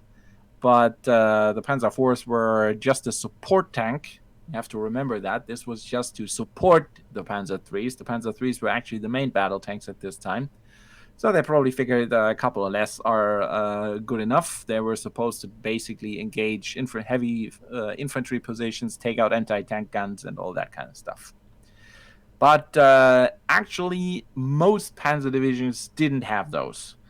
Probably because they weren't ready, because they didn't have enough tanks or whatever. But I think this layout was ready in about June or July or something in 1939. By the time they actually started to think about going to war, they adjusted a company type to basically replace this one temporarily, because they knew they weren't going to have enough tanks ready for this to be used in every single company, in every single division. So you can basically, from what I know, only the 1st Panzer Division actually had a medium company. They actually had 4 of those, from what I know. Because if you look into here, you basically have 3 times 4, that's 12. And then you go 2 additional ones, then you have 14. If you take that twice, you have 28 per regiment, because you have 2 battalions in the regiment. So you would have 2 regiments with 28 Panzer IVs each, and that's exactly what they had. So I figure they had 4 of these companies, and they were actually fully stocked. But they were the only division that had those. The other ones didn't have medium companies. What the other ones had was at slide 5A. Yep. They had the light tank company variant A, and you can see that looks not as impressive. So they had basically a pretty large company HQ with a lot of Panzer Is. Also, the command tank is a changed Panzer I, so not even the commander got a Panzer III chassis, at least. Nope, he also got a Panzer light command tank. Then he had one very light Panther III platoon with only 3 tanks. And then you had a second platoon, and this is, from what I know, this might be a graphics error or an error in the data that I have, but from what I know, it was just a second platoon with 6 Panzer IVs. Might be that in action, they actually split this up in 2 platoons, but I don't think so. I think they actually kept all the Panzer IVs in 1 platoon, but it's only 6. So you see there's a lot of firepower missing here. And this is what most of the divisions had. Most of the divisions had the medium companies replaced with this one. So they basically had 2 of the light ones and 1 of this one in the battalion. So you can switch to the next one. Yeah, I'm on 6 now. Yeah, so this is the entire battalion. You have the staff company, you have 1 medium company or the light company with variant A, depending on what the Panzer division is, and you have 2 light companies. The things below them that I also marked here are basically the thing on the right with the LE and the bracket and the thing below it that looks like roller skates. Whenever you see those roller skates, that basically means it's a motorized unit. For tanks, that's pretty obvious, but for infantry that has the roller skates on it, that's a motorized infantry. In this case, that is a motorized transport unit. The 2 lines with the roller skates below them, that's usually transport units. Those just keep all the baggage and all the stuff that the troops don't drag along right on their body. All the stuff that they additionally have, that's what they drag along, all the food supplies and all that kind of stuff. So that's basically a bunch of trucks. The thing on the left that basically looks like a skewed NATO infantry symbol, the crossed out box, that was the replacement unit, the replacement platoon. That thing was supposed to hold replacement tanks. I think it had basically one tank of each type, plus maybe 1 additional Panzer III or something like that. I'm pretty sure those didn't exist on the battlefield, because every tank they had, they actually put into the unit. They didn't have enough to begin with. So I'm pretty sure that those things only existed on paper. So move to the next slide. Yeah, already did it. So if you say move, I do. Yeah, so the Panzer battalion or armored battalion here looks basically like this. In this case, I used the, on the left, you can see I used the 1A variant, simply because, except for the 1st Panzer Division, that's what most Panzer Divisions had.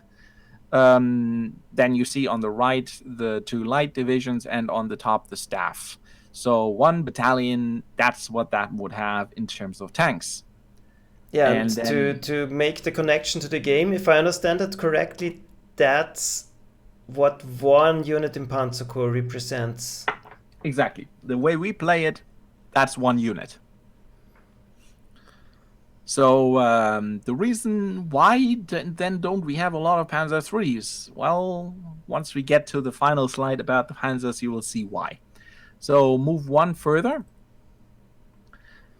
Here we have an entire regiment. That's basically 2 battalions plus the staff unit of the regiment, and that little thing on the box with that little almost a sun symbol in it, that's probably supposed to be a gear, because that's the maintenance unit.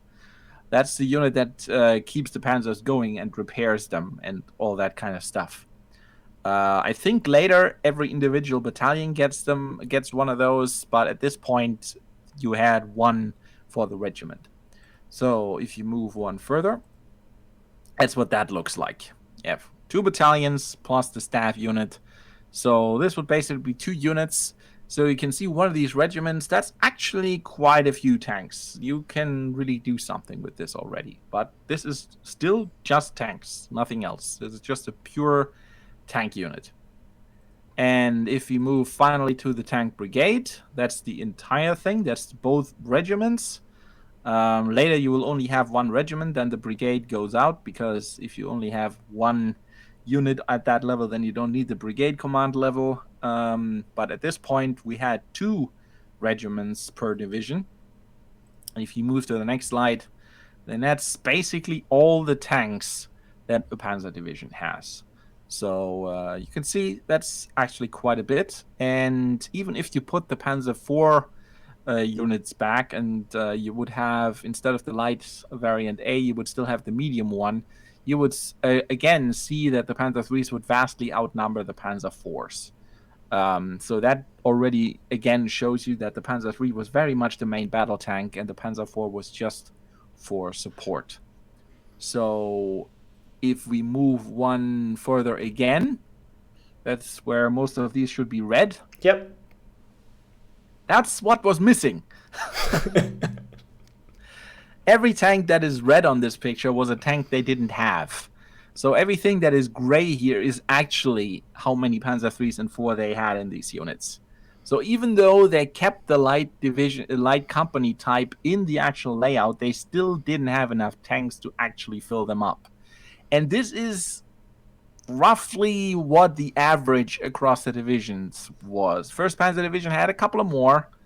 Again, they also had the medium division type, so they also had a couple more Panzer IVs. But they also didn't have a lot of Panzer IIIs. Even they didn't have all of them. And you may wonder, okay, what did they do? Did they just go into war with less of these? No, of course, they had the full numbers, but they simply filled up the ranks with Panzer IIs and 1s.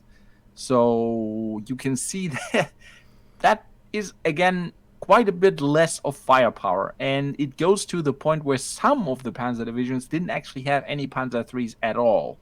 So you can basically then replace every Panzer III on this picture with a Panzer I or a Panzer II.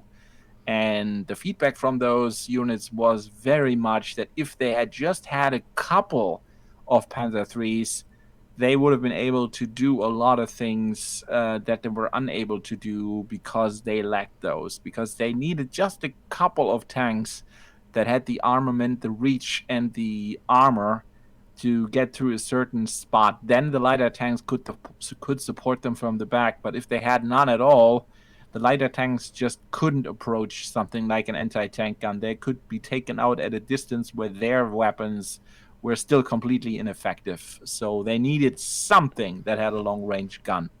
So the units that had at least 3 or 2 of them, they were already way more equipped to deal with situations than the ones that didn't have any at all. And that already shows you why they basically spread them out among the units.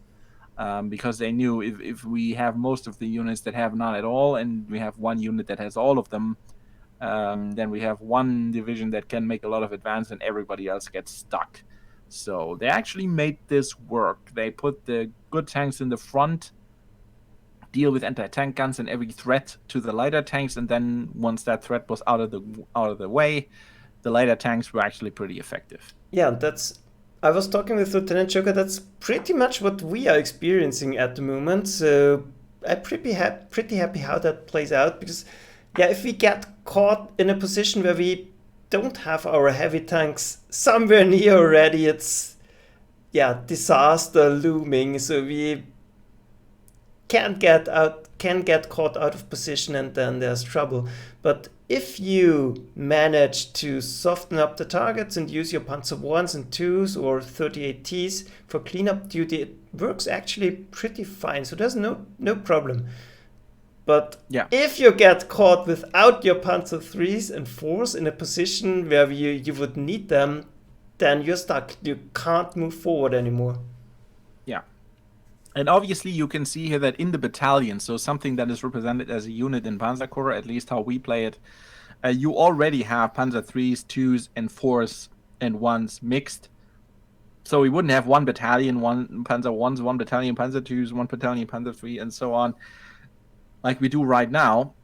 But we can't go any further down in the level. So we try to simulate it like this, and it actually works out pretty well because we're working one level too high, but we're still using the same tactics. We're using the heavy tanks at the front to take out the main threats that can be a real threat to an armored target. And once those are out of the way, the lighter tanks can also start supporting, and then you can actually make progress even with the lighter tanks. You just have to have some of the bigger ones to take out anything that can actually damage one of the lighter tanks, like a heavy infantry or an anti-tank gun or something like that. Then you can suppress it, take it out with the Panzer IV, and then the rest can swarm forward. That's exactly how the Germans did it. You can see after action reports about them doing exactly that. Okay, then we can move on to the next one. Yep, already there. So you can see we have another brigade flag there. So we're moving on to the next unit type. Now we're moving to the infantry. The infantry is basically represented by a box.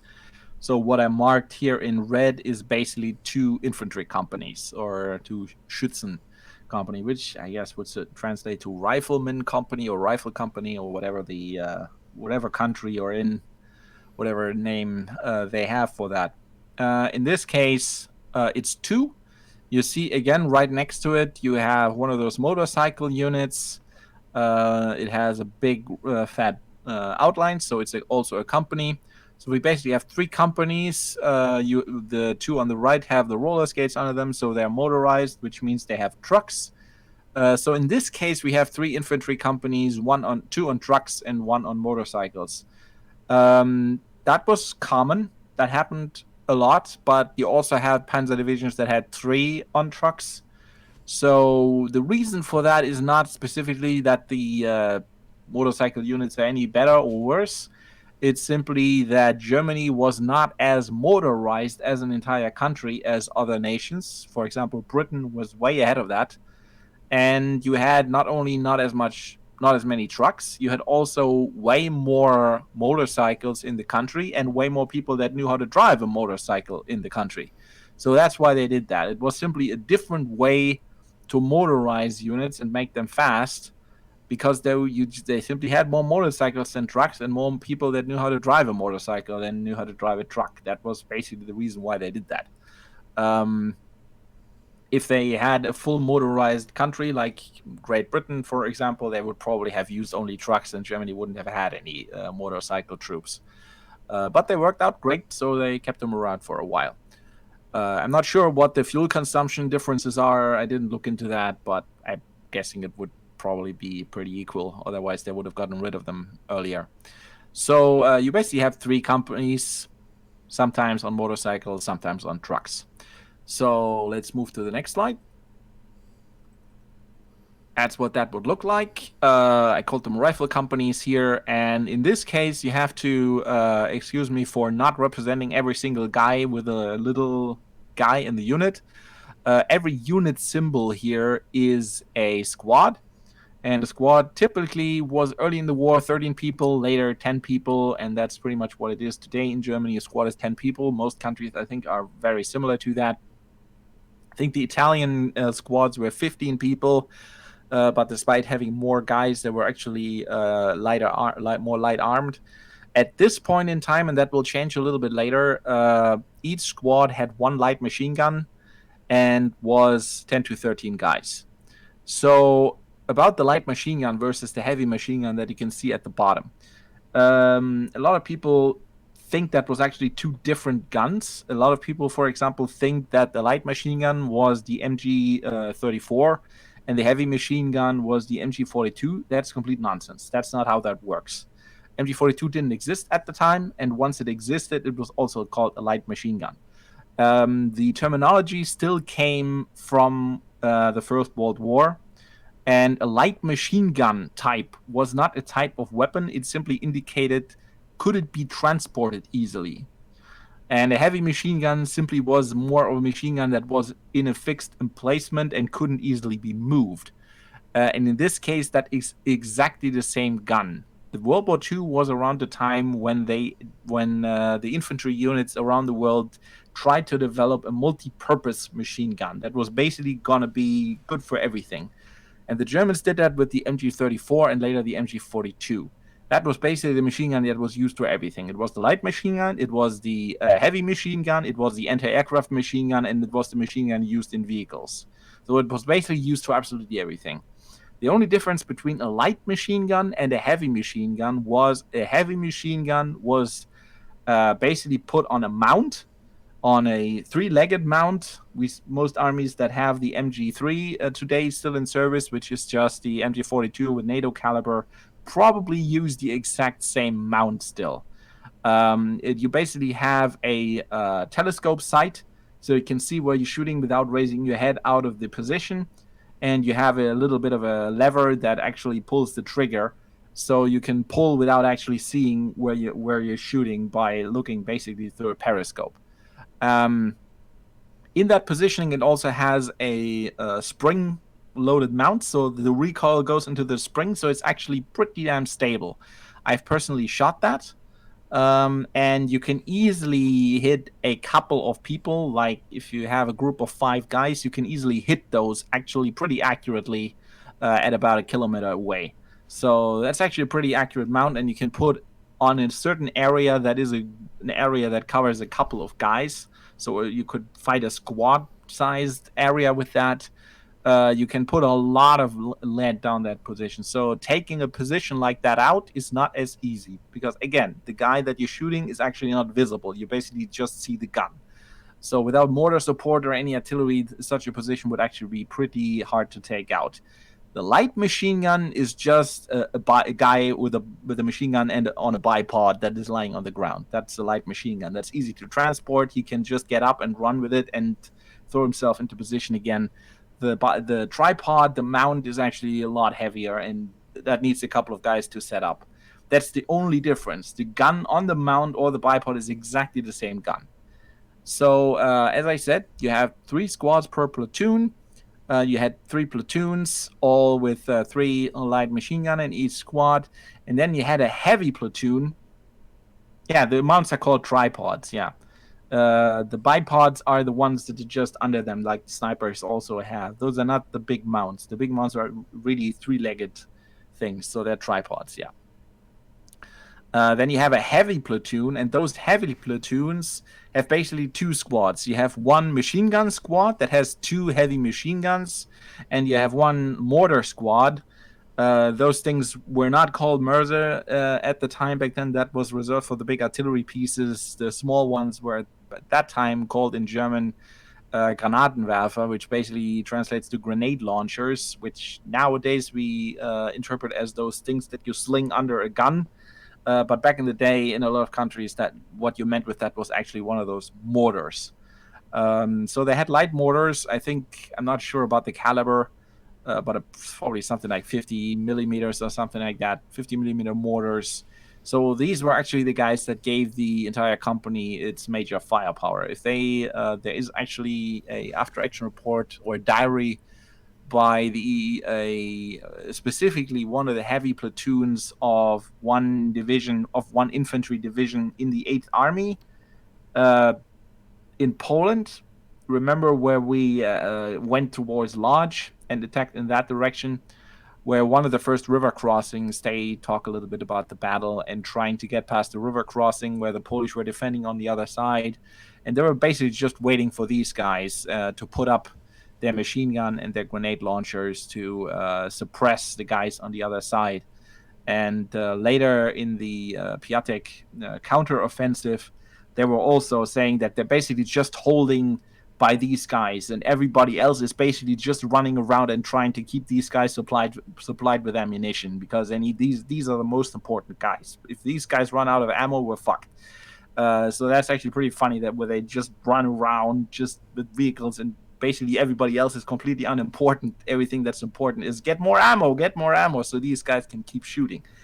So get to the next slide. Yep. You don't have to wait. If you say it, it's done. Yeah, I have to switch on my side too, so I see what I'm talking about.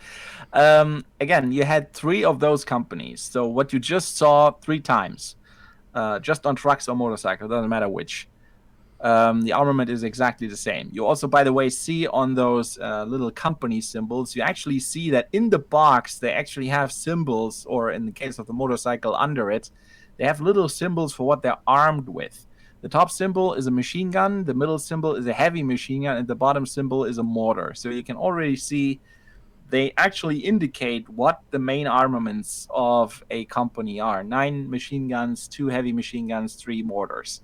That's usually what you do on this level, because as a trained platoon leader, I can say at the commander's level, you don't worry about the individual guy and about pistols and rifles. That's not what you win a battle with. You win battles with the heavy stuff, with the machine guns, with the mortars, and the even bigger stuff. So that's what you're interested in. That's why that's marked here, because that's really what's important about the layout of a company. Whether you have 1 or 2 more rifles, that's really not going to do a whole lot, especially not at this time when you didn't have automatic rifles, but just these the carabines that they were using. So that wouldn't have made a lot of difference. The machine guns are what important, and because they're so important, you have an additional machine gun, and you see it's the machine gun symbol, and that's exactly what it's called. It's called a machine gun company. So switch to the next one, and that's what that looks like. You have again 3 platoons, and you can see these are pretty damn heavy platoons. You have 2 platoons of 4 heavy machine guns each. So that's already 8 heavy machine guns. Then you have 1 platoon with basically 3 squads of 2 medium mortars each. So you have 6 medium mortars. So if you run into really big problems and you're in a really fortified position, or you have to defend against a major counterattack, these are the guys you want to have. Actually, I think that diary was about one of these companies and not one about the platoons from the other one. I think it was actually the machine gun company. So these guys, keeping these guys supplied, that's what keeps you fighting. And then going to the next one. And as you can see, this is a pretty complicated symbol. What I marked here in red, that's because it's very mixed weapon types. The little box with the double arrow to the top, that is a pioneer symbol. So you had some engineers in here. The triangle next to it that's the anti-tank symbol. So you had an anti-tank unit in there, and the symbol next to that is not a machine gun. That's actually an infantry gun. That's an artillery piece, a small one. So we switch to the next slide to see the game units. That's what that would actually look like. You have 3 platoons, 1 light engineer platoon. With again, these are not just 2 guys. All 3 of these units represent 10 guys again. And each of them, again, have each a light machine gun. So they have 3 light machine guns, just like a regular squad, except these are engineers. Then you have 3 PAC 37 centimeter anti-tank guns. As I told you, the infantry units actually have their own anti-tank units, so that they have a certain amount of hard attack is realistic. And of course, they had 1 guy with a machine gun to defend these guys against infantry attacks.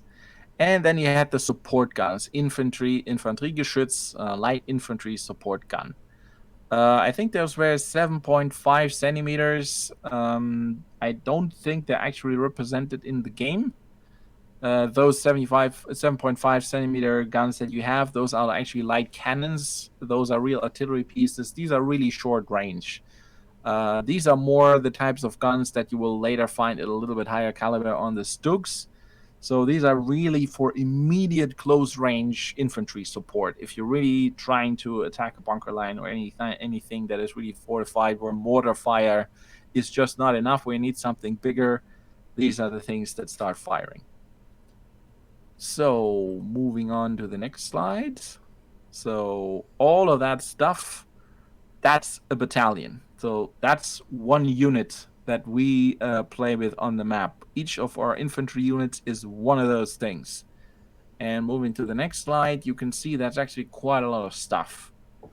You see 3 regular infantry companies, 1 of the machine gun companies with a heck of a lot of firepower, and then the specialized units, the engineers, to take out some bunkers, the anti-tank guns, not a whole lot of them, but 3 at least, and the infantry guns, which will prove to be very important. That's why later in 1940 they will actually double those, and then they will have 4. But I'll do that in a separate video where I show you the changes in all this layout from 1939 to 1940. Most of that actually changed in the infantry, but it also made some changes to the tank layout. And then we move on to the regiment. That's 2 of these, at least 1939. Later we get an additional one, but at this point we have 2. So moving on to the next one, in terms of game units, that's what that looks like. Already looking pretty impressive. If you think each of these units is 10 guys, that's already quite a number of troops.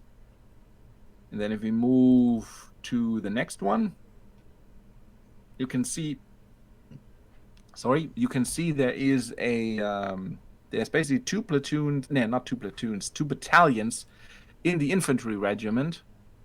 but some of the divisions, as I mentioned, since I have one of those, that's why I have the Kreuzschützen unit. Some of these had also a motorcycle platoon. The infantry Geschütz 75 centimeter were also used in direct fire mode. Well, all artillery pieces were used in direct fire mode if they needed to. Obviously, you can use that to take out bunkers in direct fire or other targets, and in a pinch, you can take out a tank. Sure, all artillery pieces did that if they could, so that's not unusual. Yeah, if they needed to do that, obviously, yeah. But being able to do indirect fire at a target that you actually can't see in direct line of fire is, of course, a major advantage of artillery. But truck carried anti-tank guns more useful than they are in the game. Well, were they more useful? You couldn't use them to pull them right in front of the enemy, but a 3.7 centimeter anti-tank gun is something that 2 or 3 guys can still push reasonably well. So pushing that into certain positions is still possible without a truck. So actually transported by truck, they were, of course, only when the unit moved and was not engaged. Once they were engaged and needed to put them into position, you basically do that by hand. And anti-tank guns, you basically want to put into position before you get engaged. So you pre-plan your movement. If you get surprise attacked, well, then you get a couple of guys with muscle and try to put them into position as quickly as possible. So were they more useful in combat? No, because they were just as useless in combat. A truck can be taken out easily. So if you're already engaged, the truck is going to be useless. The trucks are going to be used after and between fights. In fights, the trucks stay out of it. So it's pretty much the same as in the game.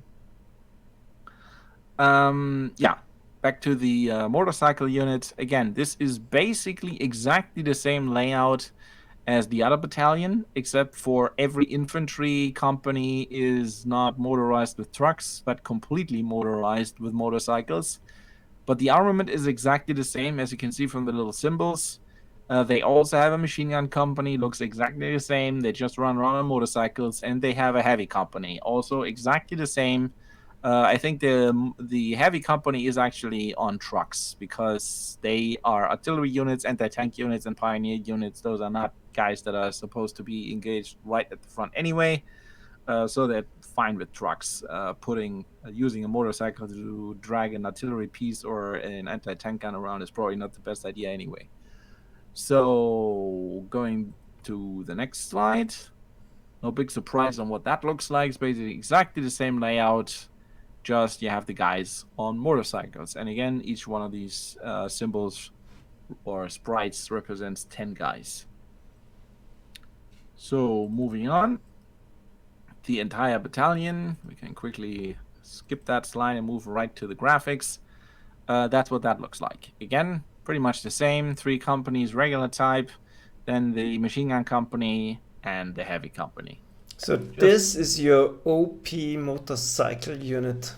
Yeah, exactly. In Panzer Corps.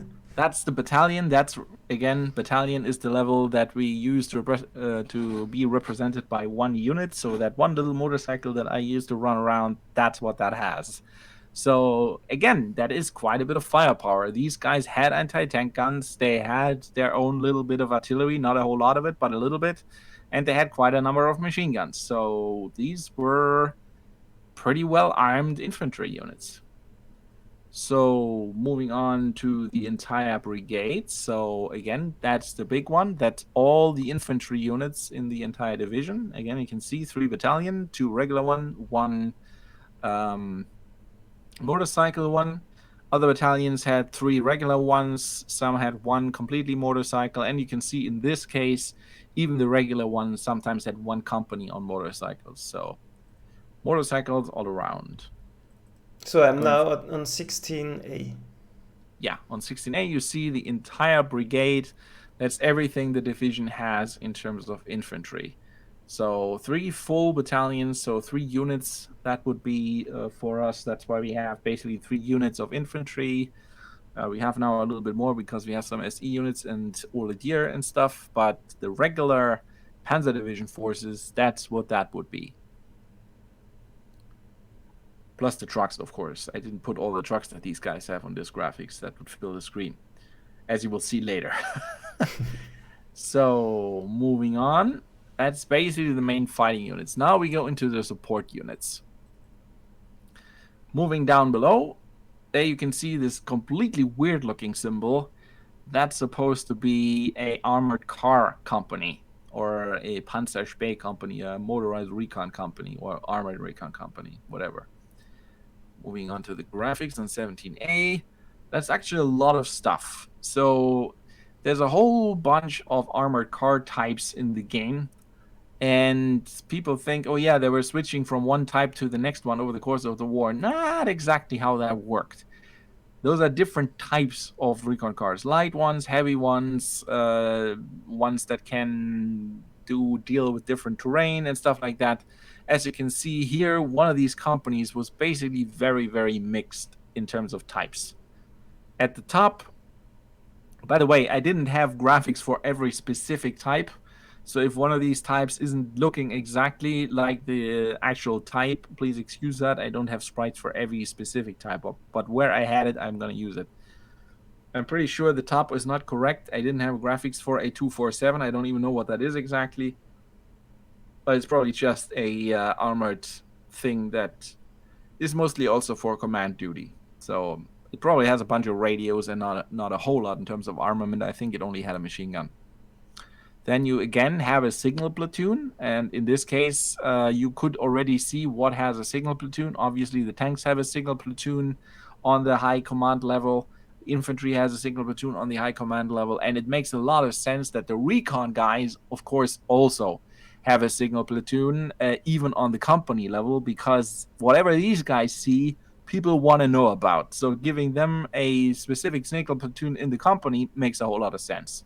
So these guys are, as you can see with the antennas on top, these guys are mostly armored radio cars. They just have machine guns and they're mostly fully packed with radios. They are the guys that take care of telling everybody what the other guys see. Then you have one heavy platoon. These are the more heavily armored ones. And you can see they have 20 millimeter guns, at least some of them. No, actually all of them. So you have three 231s and three 232s, and each of them has one 20 millimeter gun and one light machine gun. So very mixed, but these are the more heavily ones. And then the cute little 221 that I think I'm still using. I think you're still using it too, right? Yep. Yeah, that's the 221. In this case, with the just one light machine gun and a little lighter armament, I think. So you have two platoons that are lighter armored, one just with 6 of these, and another one with 4 of these and 4 of another type, the 222. I think the 222 also has very different variants. This one has actually a 20 centimeter or 20 millimeter gun. I think that one is not represented in the game. I think the 222 that is actually in the game also has a machine gun. I think that's actually the one that we're using. I think the 221 isn't even in the game. I'm not sure. So the 222 with the machine gun would basically look like the icon that I have for the company HQ. I think that's the one that we're actually using. But there was a version with a 20 millimeter gun. I'm not sure which one the game represents. Considering the firepower, they probably represent the one with the 20 millimeter gun. Because if they just had machine gun, then the firepower would even be more ridiculous. So it should have a firepower similar to the Panzer II, because they were basically using exactly the same gun. So you could see they actually have a little bit of firepower. Obviously, they're not tanks, and they shouldn't engage tanks. But for everything small, there's quite a number of 20 millimeter cannons in this squadron. So if they engage some infantry unit, they can actually deal out quite a bit of damage to them. As soon as the infantry gets their anti-tank guns out, these guys should probably get going. But most of these were actually supposed from the specifications to be as fast to drive backwards as forwards, so they can get out of there pretty quickly. I think most of them even had a rear-facing driver and stuff like that. So moving on to the Abteilung. which in this case, tanks and recon units use Abteilung instead of battalion in German, but it's still the same thing. It's the entire battalion. And you can see, additional to two of these companies, they also had a motorcycle company, they also had a heavy company, and they had a bridging company. That's the bridge symbol with the pioneer symbol on top of it. And the thing to the very left, the LEAA thing, that's again just a transport unit. So that's also just a whole bunch of trucks, because obviously these guys have a whole bunch of equipment that also needs to be hauled around. So going to 18A for the graphics, that's what that looks like. That's all these guys have. Two of those companies, a motorcycle unit that is simply put in there probably because the motorcycle units are very flexible. So they are also very good for recon duty. So they get one of those. They get a heavy company simply because they might run into trouble. They might run into some problems in the way that the pioneers need to get rid of. They might run into some armored problems that you need some anti-tank guns for, or you might need to go over bridges. Obviously, the recon guys are way ahead of everybody, and they need to be able to get over some minor rivers themselves, so they also have a bridging unit attached to them. So this is our scout unit. Yeah, Am I right? that's the one little scout that we have. That's that entire thing, yeah. But you shouldn't confuse one of these light bridging platoons, and they're just a platoon, with any major bridging unit. So these guys are not the guys that are going to build a bridge across the Rhine. But they have some basic pontoon bridges which allow these guys to get quickly past a minor river. But these guys are not the big building guys. Those are on a way higher level. So these guys can't cross a major river or something like that, or build a completely new bridge. But they have some pontoon bridges and stuff like that to get a couple of these recon cars across a river. That's certainly possible. And I think that's basically represented in the game pretty well by them being able to move onto the river and getting across it. If they didn't have that ability, they wouldn't be able to cross the river at all. But crossing river like the Maas or everything that's represented in the game with a big river, the wider river hex, that's not something these bridging units could deal with. So moving on, we move to the artillery, and this is not very impressive yet. As we are facing the situation in the game, we have way too little artillery. In this case, you can see we have, again, these are companies. In the case of artillery, that's called a battery. So we have 6 batteries, and as you can see on top, I'm not going to show you that actually on the graphics, but you can see a lot of signaling units, again, that little signal type. You can see there's one on the regiment level and one on the battalion level. Again, makes total sense. Artillery needs communication because they're usually way behind everybody else and shooting over them at large distances. So of course you need a lot of radio and otherwise contact with them to communicate where you want the shots to go. At the very top of the, you're still on the diagram, right? I'm at 19, yeah. Yeah. At the very top on the regiment level, you see a little symbol that basically looks like a little flag waving in the wind. That's exactly what that is, actually. That's a meteorological unit. Those guys just figure out what the weather is going to be like, what the wind direction is, and all that kind of stuff, which is for artillery actually pretty important. I'm not sure what the D stands for. I looked that up, and I'm pretty sure that's actually a printing unit.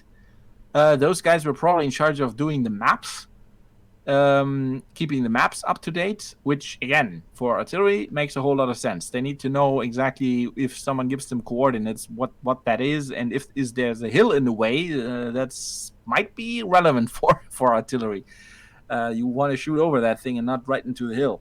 At the battalion level, that little symbol that basically looks like an angle or something like that, that is, again, rather representative a symbol. That is a calibration unit. Those guys do the measurement.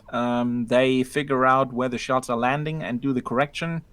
and they are probably, I'm guessing, also in charge of doing sound measuring to figure out where enemy artillery is, because they had units that, depending on the impact sound and the sound of the gunshots, could figure out by triangulation or something like that where enemy artillery was positioning simply by the gun sound to do counter battery fire. So those are the guys that are doing that. The actual firing is just done by the guns. So 19A doesn't look a whole lot of impressive. That's actually the battery. It's 4 of those guns. But let me actually quickly look into something here. Exactly. Because these 4 guns don't look really that impressive. But this entire thing has 4 officers, 19 NCOs, and 125 regular enlisted men, all just doing nothing but keeping these guns running. So there's a whole bunch of people dealing with the ammunition, a whole bunch of the people dealing also with communication, a whole bunch of people really being in charge of transporting these things, of keeping these things supplied, and keeping these things fired. So you basically have, I think, 3 groups of 10 guys each, or even 5 groups of 10 guys each, or something like that, just running around. 4 groups of 10 guys are just dealing 10 guys for each gun. And then you have an additional group of 10 guys, which are the drivers for the trucks that are, and the co-drivers and the guards for the trucks and whatever, and the guys that drive the trucks with the ammunition in it, and all that kind of stuff. So there's a whole bunch of people in charge to keep these guns running. So don't let that impress you or make you get a wrong impression by this entire thing just being these 4 symbols here. Those are big guns, and a lot of people are necessary to keep these firing, and wherever they hit, they make a big impact. So moving on, I think you can just skip the diagram. Again, 3 of these batteries per battalion. So 20A, that is one of our artillery icons. That's what that represents. I think that's 12 guns, right? Yeah. So 12 of these guns, that's what you have represented by one of our units. That's by a light. Perfect. With overstrengths, that's exactly 12. Yeah, exactly. If you do overstrength 12, you have exactly 12 guns. Yeah. 12 shots even in the game calculation. Yeah.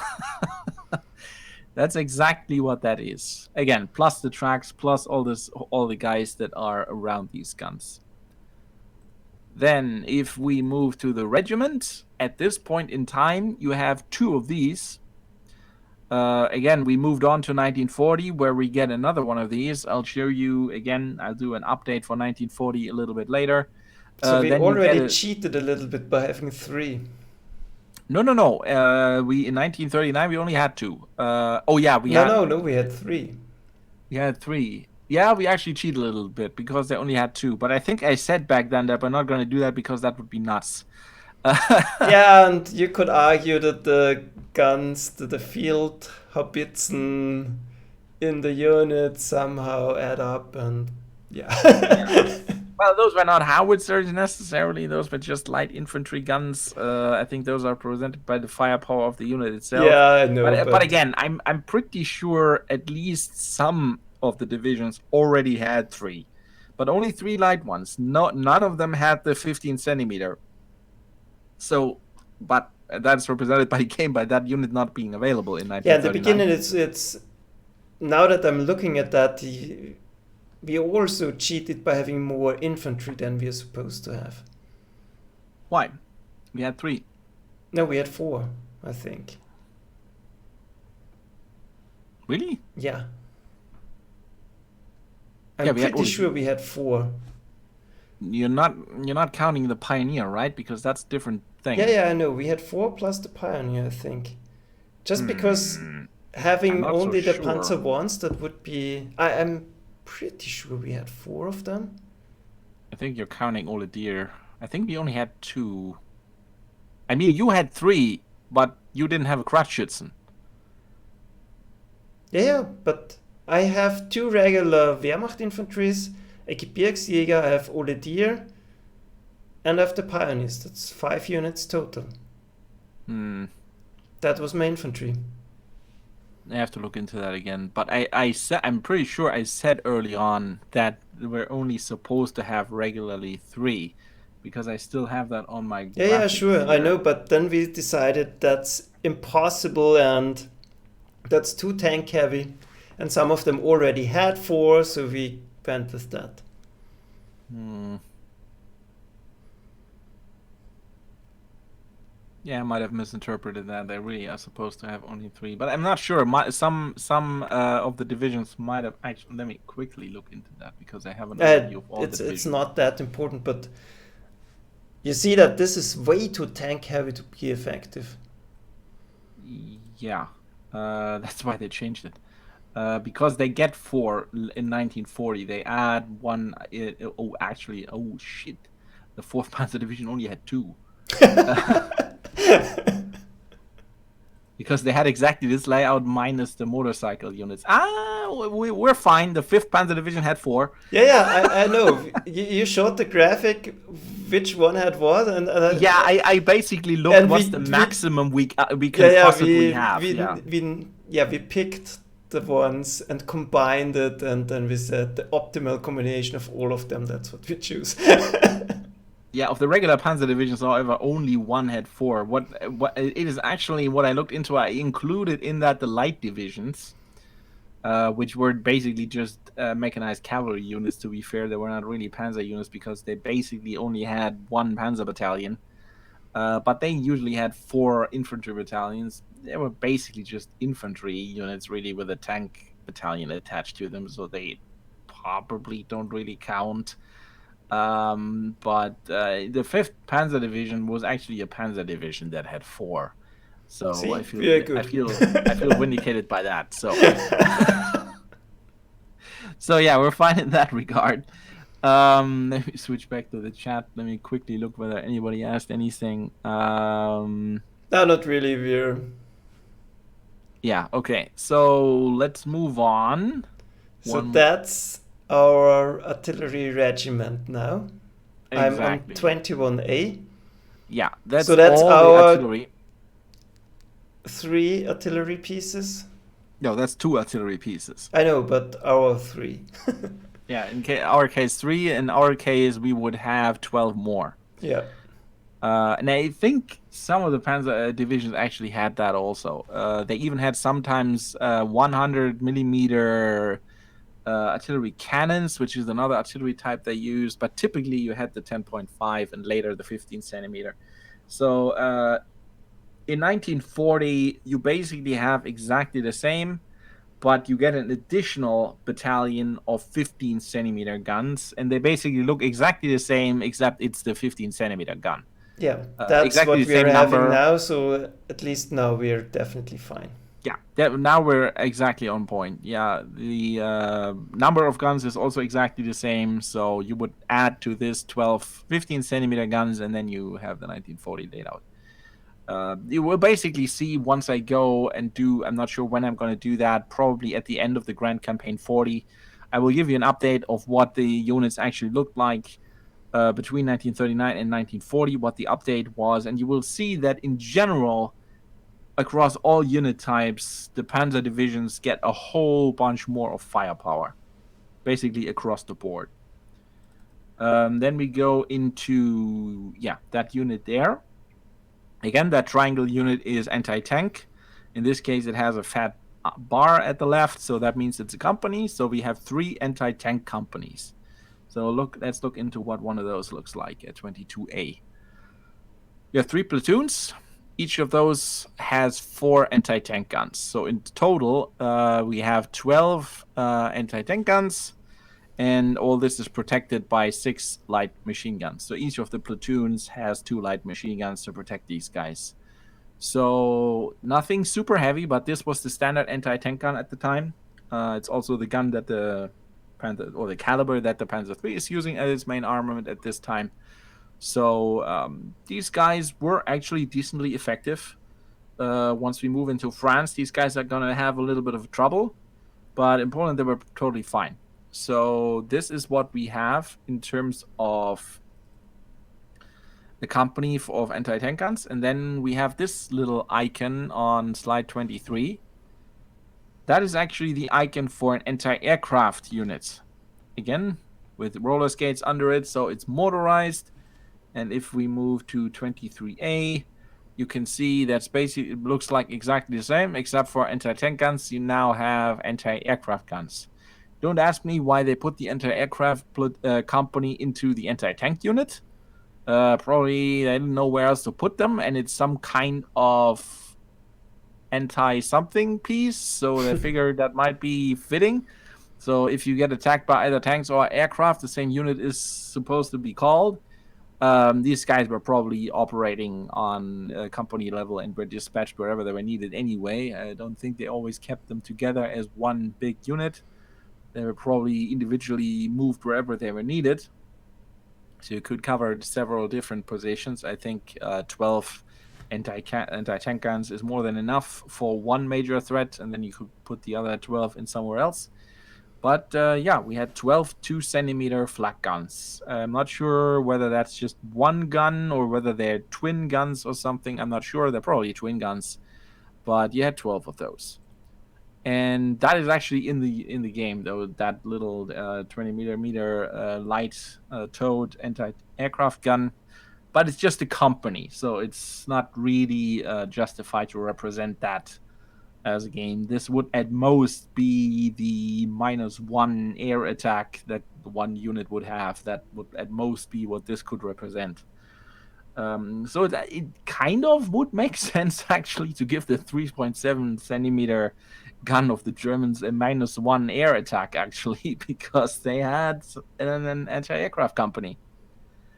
So moving on to slide 24, where you see the entire battalion.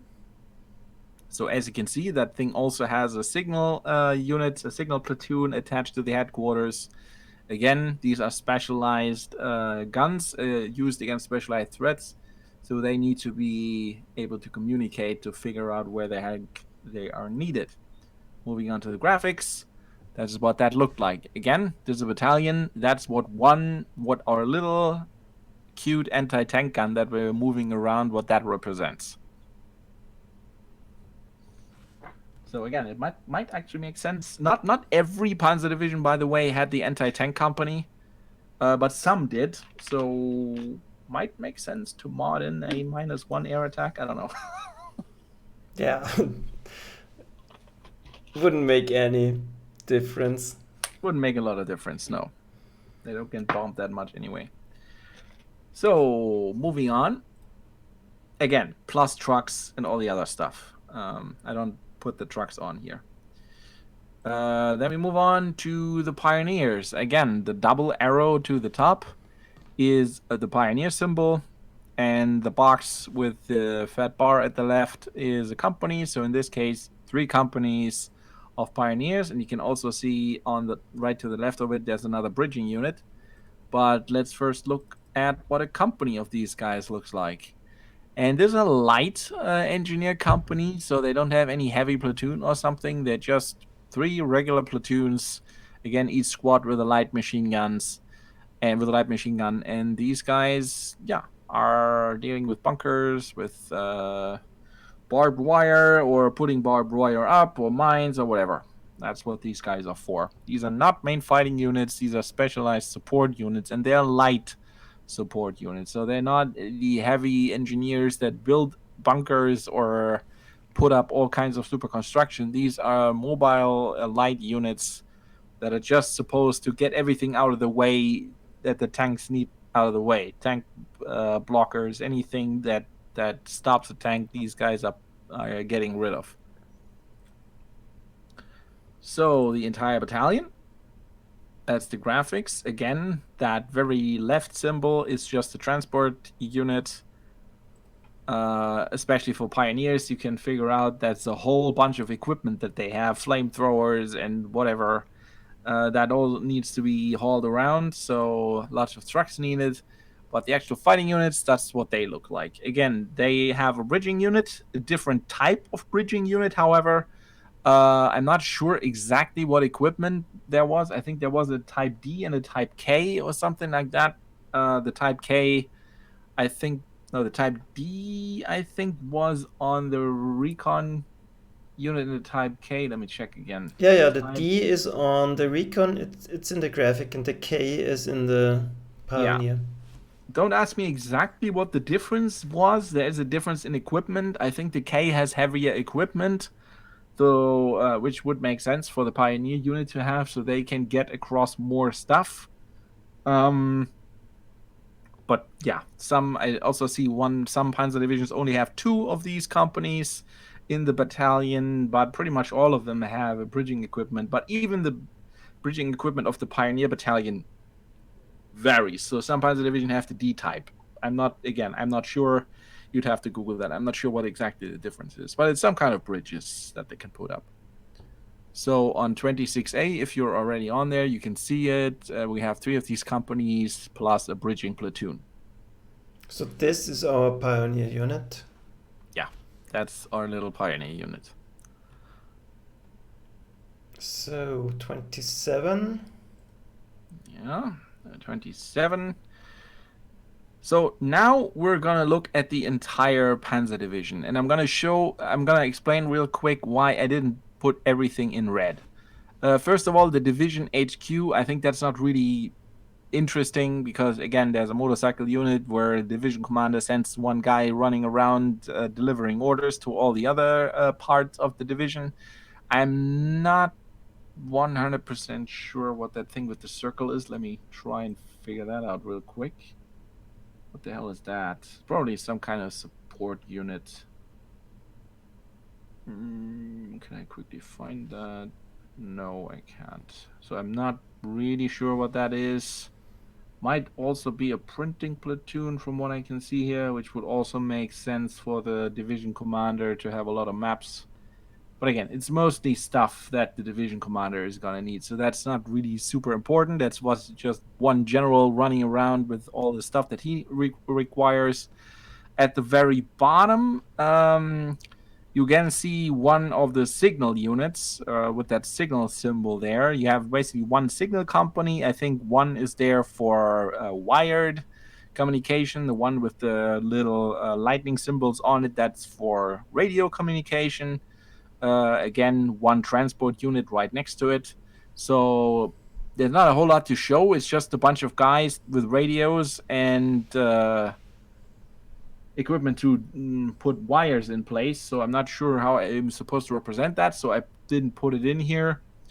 The unit at the very bottom right, as you can see, lots of roller skates, which is exactly what those are. Those are a whole bunch of trucks that basically are the supply unit for the entire division. The symbols on the right are normal trucks. The little pipe things on the left are fuel trucks. So they're tanker trucks, which get not just the fuel, but also lubricants and oil and all that kind of stuff. The units at the bottom, as you can see, again, that little sun symbol, as I said, that's probably supposed to represent the gear. Those are maintenance units that keep everything running. Also the trucks, not just the tanks. Basically everything in terms of equipment that breaks down, these guys get going again. And the symbol to the bottom left, I'm actually not sure. That's probably also just some kind of supply unit. Not sure what that is exactly, but again, that's a transport unit, so it's something about transport and logistics. So I didn't represent that either because, yeah, it's basically just a whole bunch of trucks. Yeah, I just found it. It's a motorized supply company, whatever those do. They take care of the supplies. At the very bottom left, you see a whole bunch of symbols with a cross on top of it. You might be tempted to think those have something to do with the church. Nope. Those are actually the Red Cross. Those are the medical units. Those are hospital companies and a whole bunch of, I think, those symbols on the left, which are, again, roller skates. I'm pretty sure, let me verify, but I'm pretty sure those are the units with the hospital cars. yeah, those are ambulance platoons. So they run around with ambulances, picking up the guys and bringing them to the actual medical companies, which are actually the hospital companies that take care of you once you get there. The unit right on top left of there with the VPFLA, that means Verpflegung, which means basically food. The little axe stands for the butcher platoon, and the thing right next to it, which looks like a loaf of bread, is the bakery platoon. So you actually have butchers and bakers trying to keep everybody fed. A little post horn next to it is exactly what it looks like. It's the postal service taking care of all the letters and really the private stuff, not the military communication. These guys really keep everybody happy by getting them letters from home. The unit next to that is probably a replacement unit again. Those hold new guys that just come from basic training and try to get them ready to replace losses in all the other units. And yeah, I'm pretty sure I got everything, right? Yep. Yeah. So then we can move on to 727A, I believe. And that is the entire Panzer Division with everything it's got in terms of fighting equipment. Again, not representing the signal platoon or transport or any of that, but the actual fighting guys and the support guys, that's it. Yeah, and you already see by the picture that there are way more tanks than we are fielding in comparison now. Say again, though, you broke up a little bit. If you take a look, that's way more tanks than we are fielding. Yeah. Again, it's 4 units, yeah, that's correct, but they are overrepresented here. Yeah. Again, I showed you earlier by marking them red at 1939. They didn't have most of this stuff, but the number of tanks is the same. It's just a whole bunch more Panzer IIs and 1s. But by 1940, it starts to look like this. They still have a bunch of Panzer IIs and 1s, but it's starting to get a lot better. So it looks a lot more like this than before. But they still have to fill up the ranks with some Panzer IIs and 1s because they still don't have the numbers. And by this time, you have double the number of Panzer divisions. So they now have to equip 10 instead of 6. I mean, they had the light divisions before, but those, again, only had 1 battalion. So only about a quarter of what you see here was in the light divisions, except one of them. One of them was actually pretty well equipped with tanks. They also had 3 or 4 battalions, I think, but that was just one. The second, third, and fourth light divisions only had 1 battalion, so they didn't eat up a whole bunch of tanks. And those were usually the units that didn't get any Panzer IIIs and were complaining later about lack of firepower. So they basically only had Panzer IIs and 1s, so they didn't take any of the bigger ones away either. So before you basically had 5 or 6, and even the 10th Panzer Division was just being set up and wasn't fully equipped either. So you basically, in full strength, you only had to equip 5. By 1940, you have to equip a full 10 Panzer Divisions at full strength. And if you couldn't even equip 5 before, you can see why, okay, yeah, in 1940, we can certainly not fully equip 10. But it started to look better. So they ramped up the production. They got a whole bunch more Panther 3s and 4s. The Panzer 4 situation wasn't as bad to begin with, but Panther 3 was an issue. So they filled that up also a lot with Panzer 35 and 8Ts. They sent a lot of units that didn't have heavy stuff, the 1 Panzer divisions that didn't have a lot of stuff into Holland, where they didn't expect a lot of armored resistance. So they tried to, what they had, they tried to concentrate it at least a little bit, but there was still a lot of stuff missing. But I think this looks actually pretty impressive in terms of equipment of what a Panzer division had. And that might give you a little bit of an idea how effective these units actually were and how much they had available. And if you move to the last slide, 28,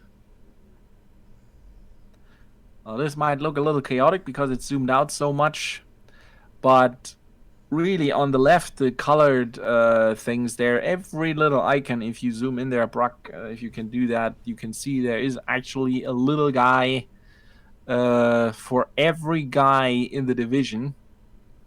So that's quite a lot of people. About, what's that, like 12,000, 13,000 or something like that. Yeah. Those are actually the numbers for 1939 for the first Panzer Division, but the other ones were similar.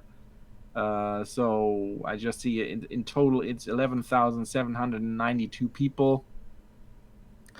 You can see what they had in terms of equipment. So 200, again, this is the first Panzer Division, so they had a little bit more than the other ones. 246 tanks that actually had guns. So these are the Panzer 3s and 4s. 85 other tanks, that includes the ones that have machine guns, and the command tanks that didn't have any armament at all, except maybe also a machine gun, but not a gun. 90 armored cars, 561 personnel carrying trucks, 1,402 load carriers. So those are the trucks that just carry equipment around. There were also a bunch of trailers that I didn't represent here because I don't think I have any Panzer Corps icon for a trailer. But you basically have 53 multi-axle trailers and 30 single-axle trailers. So even that load space is not enough. You even need to attach trailers to this to get everything going. You have 691 solo motorcycles and 711 motorcycles with sidecars.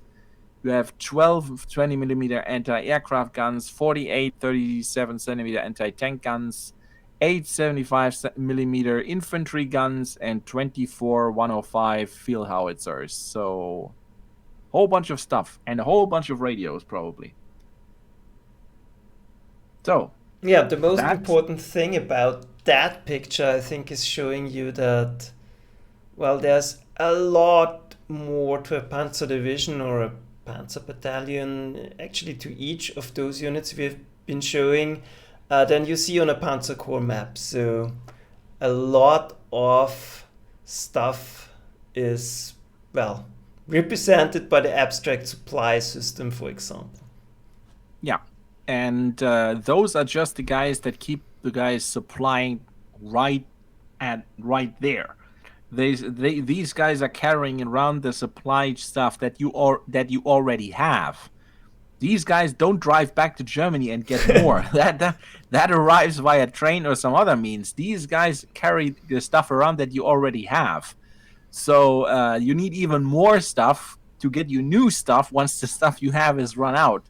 You need this stuff to just carry around what you already have. So that's why as we said before, bridges and rail lines are not just important for the initial breakthrough. It's also later important so you can get even more stuff. And you need to remember, this stuff can break down.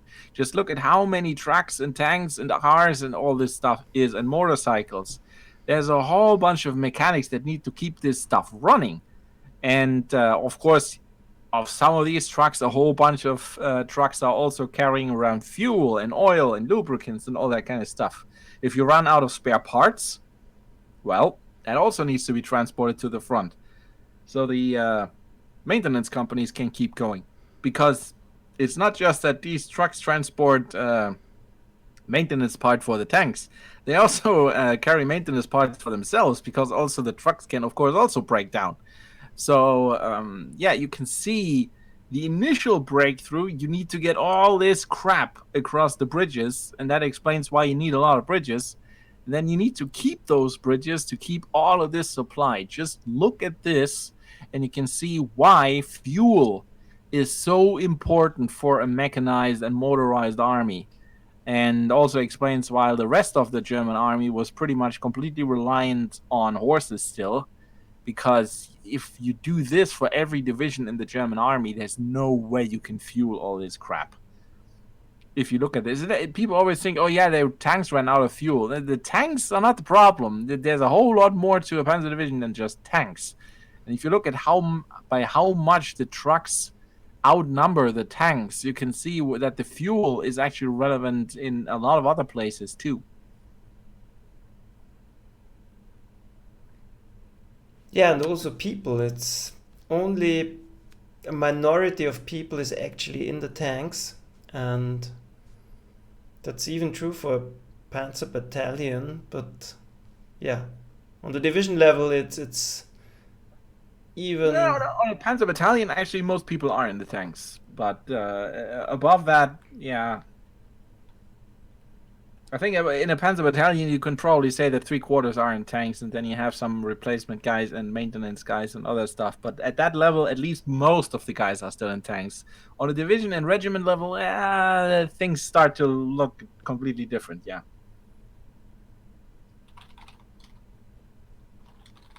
Do you still have that picture where the tanks went through Sedan, through the Ardennes? Do we still have that?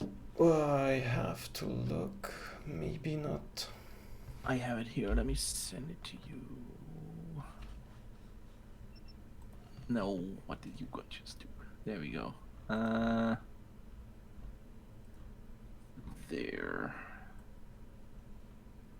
Where's Discord? There we are.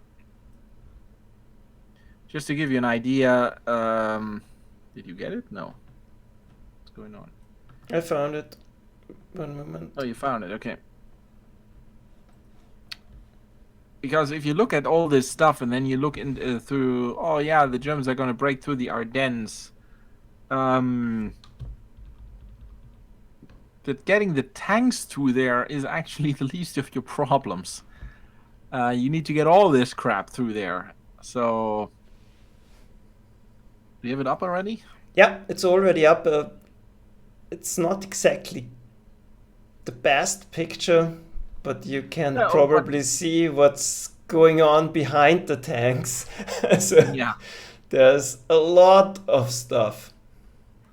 Yeah, and this was So actually a picture apparently taken by some Allied commander. I'm not sure exactly about this story, but some Allied guy tried to take pictures and show the High Command what was going on, how quickly the Germans were actually advancing here, and with how much stuff.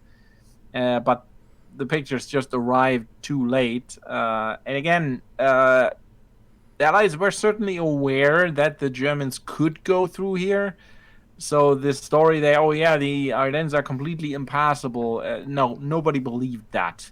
It was a matter of, can you get through there without getting screwed over? And would that be successful? If you look at this picture, you can understand why some German generals and other people thought this is crazy going there. Because imagine you go through a foresty, hilly area where you are restricted to roads. You have all this crap on the same road. Just imagine you get spotted here by Allied aircraft and they send a bomber wing. That's gonna be shooting fish in a barrel because there's no way you can go. The only reason that didn't happen is because the major fighting started in the north and the Allies basically dedicated all their air force to the northern fighting. So they were basically all already occupied. But if they had sent a massive ground attack force here from the air to engage this, they could have really done some damage to the Germans. Again, not so much to the tanks, but if they take out enough trucks, that's it for the push for Sedan. Because then, yeah, you might still get across the river, but then you're not going anywhere after that. So this was a major risk to take. And somehow it worked out. And yeah, again, the Allies expected that to be possible. They just didn't think it would be possible that quickly. They thought they had more than enough time to react to it if it happened. But yeah, the Germans managed to do it quicker than they thought possible. So the chat is pretty quiet. I'm just inquiring whether most people are still there. yeah, So it didn't change. So there are a few users that watched the whole through. yeah, first stumbled upon the German organization schematics. I was delighted. Yeah, this again, it's the original schematics are nice to see because it gives you a different picture of how the Germans actually regarded these units. That they actually put the little numbers for the individual guns there and stuff. If you know anything about German infantry tactics, you know that they are basically focused all on the machine guns. They're basically completely organizing the infantry fighting around the machine guns, and that already shows that they write in there how many machine guns does this unit have, and they make a machine gun company and stuff like that. So they're very machine gun fighting oriented, and that was developed during the First World War with the stormtrooper tactics and stuff like that, where you read Erwin Rommel's book, Infanterie greift an, so infantry attacks, the book that he wrote after or during World War One. I'm not sure when he wrote it, but it's about his experiences as an infantry commander. I think he was, I'm not sure, was he a company leader or something like that, or even higher, but not a general yet. Some lower, but maybe at most battalion level. I think even lower. About his experiences there, and he explains very well how these infantry tactics worked. So that's probably a good read if you want to know how that turned out. But and it speaks also, as I said, the 1940 Panzer General. I'm already saying the Panzer Division in 1940 gets more firepower all around. One of those measurements to increase firepower is basically doubling the number of machine guns in all of these infantry units. So where you have 9 light machine guns now, you have 18 in 1940. Where you have 2 infantry support guns, you have 4 infantry support guns. Where you have 4 heavy machine guns, you suddenly have 8 heavy machine guns. So they're very much increasing the number of machine guns in these infantry units. So the infantry brigade in 1940 has a lot more firepower than they had in 1939. So they are way more effective, which I guess would justify in 1940 upgrading to the heavy infantry or something like that, because that's pretty much the only thing that I can figure out how to justify even the existence of that unit, because again, there's only one type of infantry. There is no heavy infantry or something like that. I mean, you have the heavy company, but that's on the company level. That doesn't really work. So you could justify, I mean, maybe that's why the heavy infantry becomes available in 1940 in the game, because that's pretty much what that represents, but I'm not sure why everybody gets slower.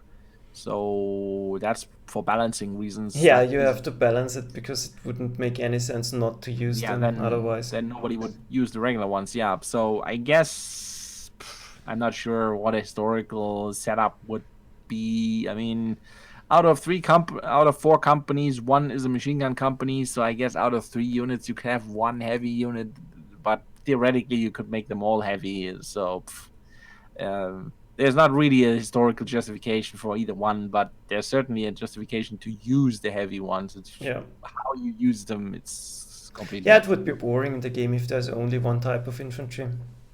Yeah, but again, there's So, historical justification to use them both. So yeah. Just looking at the chat, Gary Crispy's games, I know about them, but I didn't play them, so I can't say anything about those games. yeah, but I know about the guy also, but I can't say I have played it. Yeah. Any of the stuff. And Richard Martin, yep, the battle plans and yeah, what really was going on a strategic and operational level, that's for the next stream. So this one was dedicated to the layout of the Panzer Division. Yeah, as we said, Fallgelb will be dealt with next time. Yeah. After we're actually a couple of scenarios into Fallgelb. I'm not sure when. I mean, quick look at the campaign path. What does that actually look like? Maybe after Dunkirk? I have Do you no have it idea. open? I don't even know the campaign tree. So, just to update it to you, after Sedan, we basically have 3 scenarios that branch out. So, those will be different for each of us. Then those join together at an optional scenario, which is Dunkirk, which you only get if you get a decisive victory at the last one in the branch. And after that, it joins back together again for 3 remaining scenarios, which are basically the push into mainland France. So that would be case red. So case yellow basically ends at Dunkirk. So that would be including Sedan 5 scenarios. Should we Yeah. do it earlier or? No, it's okay. Because we Yeah, would be running out of stuff to talk to about, I talk about, think. exactly. Yeah. Then, yeah, we can do it after Dunkirk.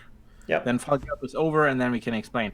But one guy I saw in the chat, I don't remember who it was, asked whether I'm gonna talk about why the Germans stopped at Dunkirk.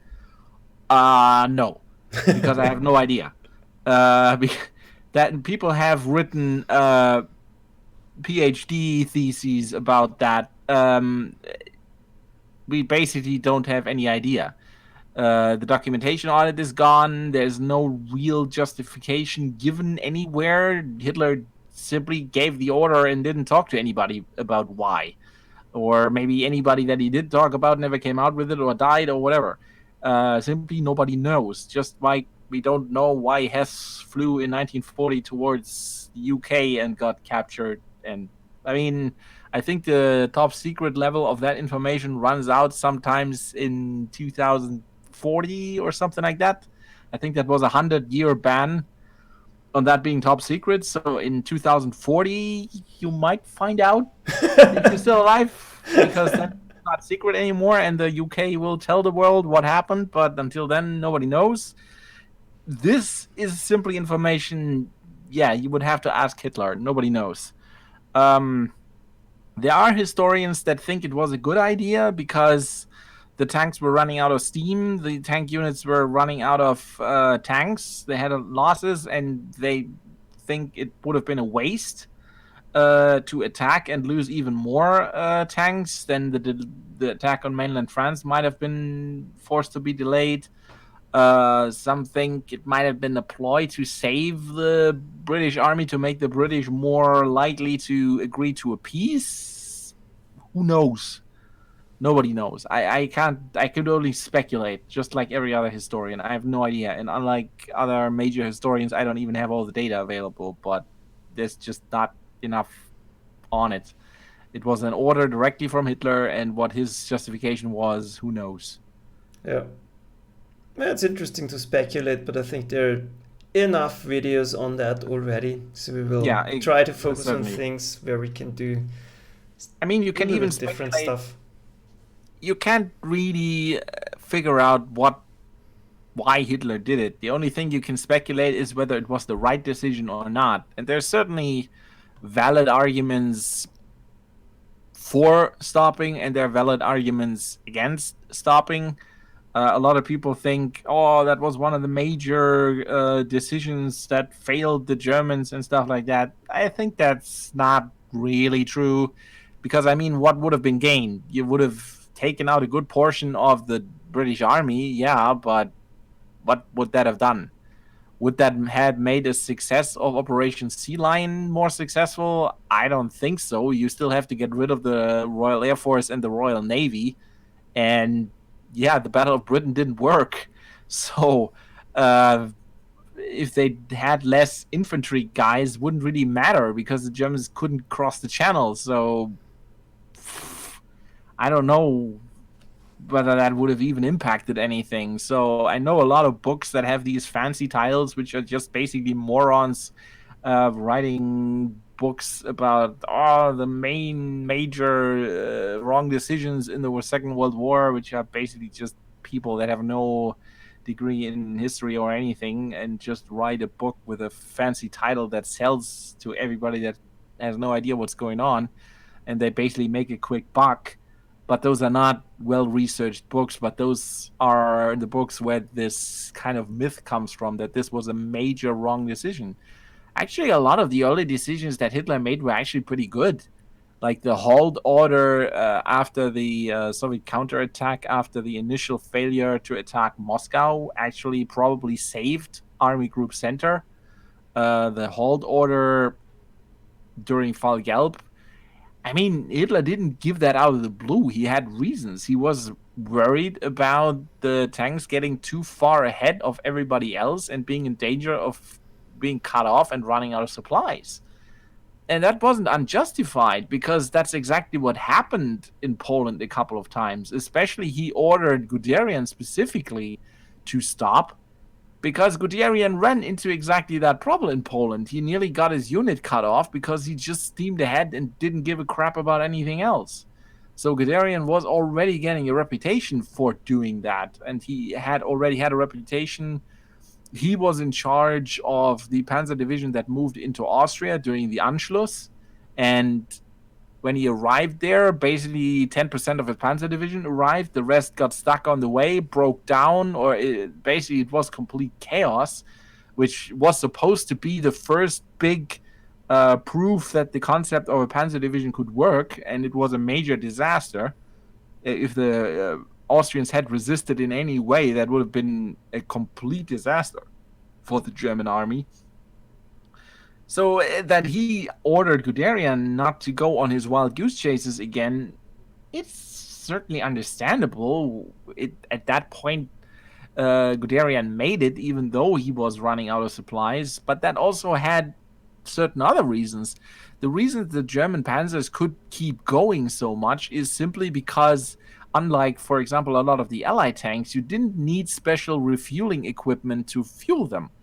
The jerry cans have their name because the jerrys, meaning the Germans, invented them basically. The panzers had jerry cans to refuel them. So when they ran out of fuel, yeah, they didn't need to wait for the supply. They actually went to French fuel stations and just went to the pump. And yeah, that's not a joke. That's actually what happened. They went to French pumping stations and just refueled.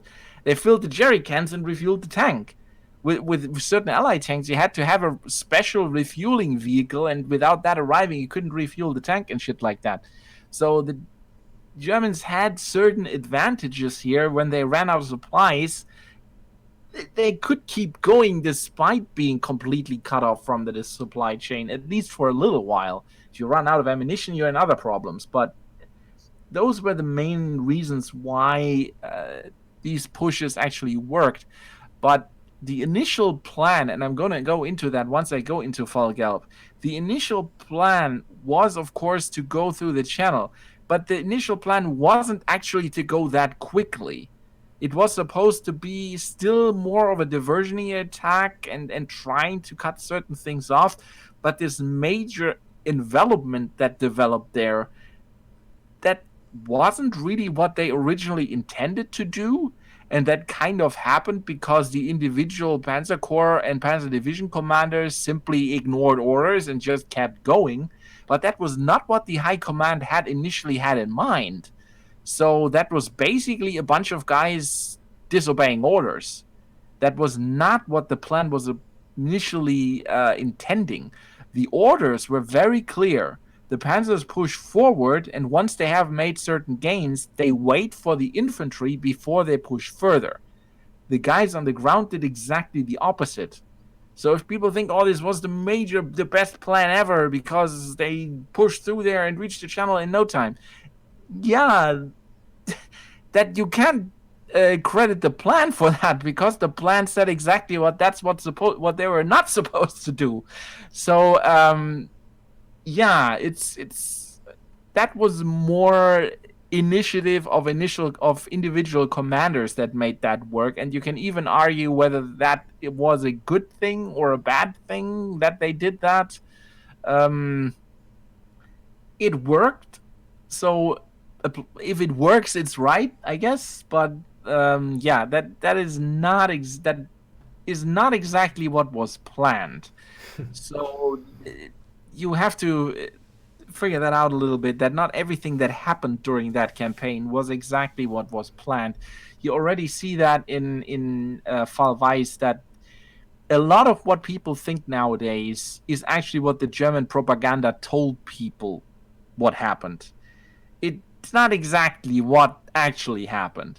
If you look at propaganda films, they basically made little films about their campaigns about the campaign in Poland, about the campaign in Norway. There's actually pretty decent films. You can watch them. They're actually relatively propaganda free, at least.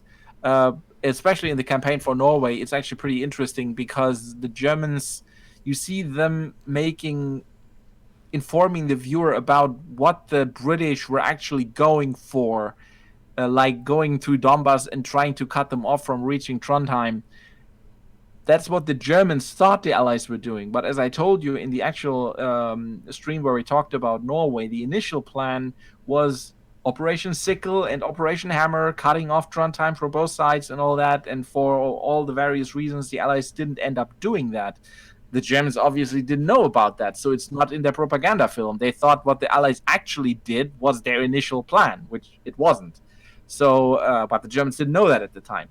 So if you watch a movie like that and then you think that's what historically happened, then you have misinformation, because that's based on information that the Germans had, and the Germans didn't have all the big picture. So you're getting the wrong information there.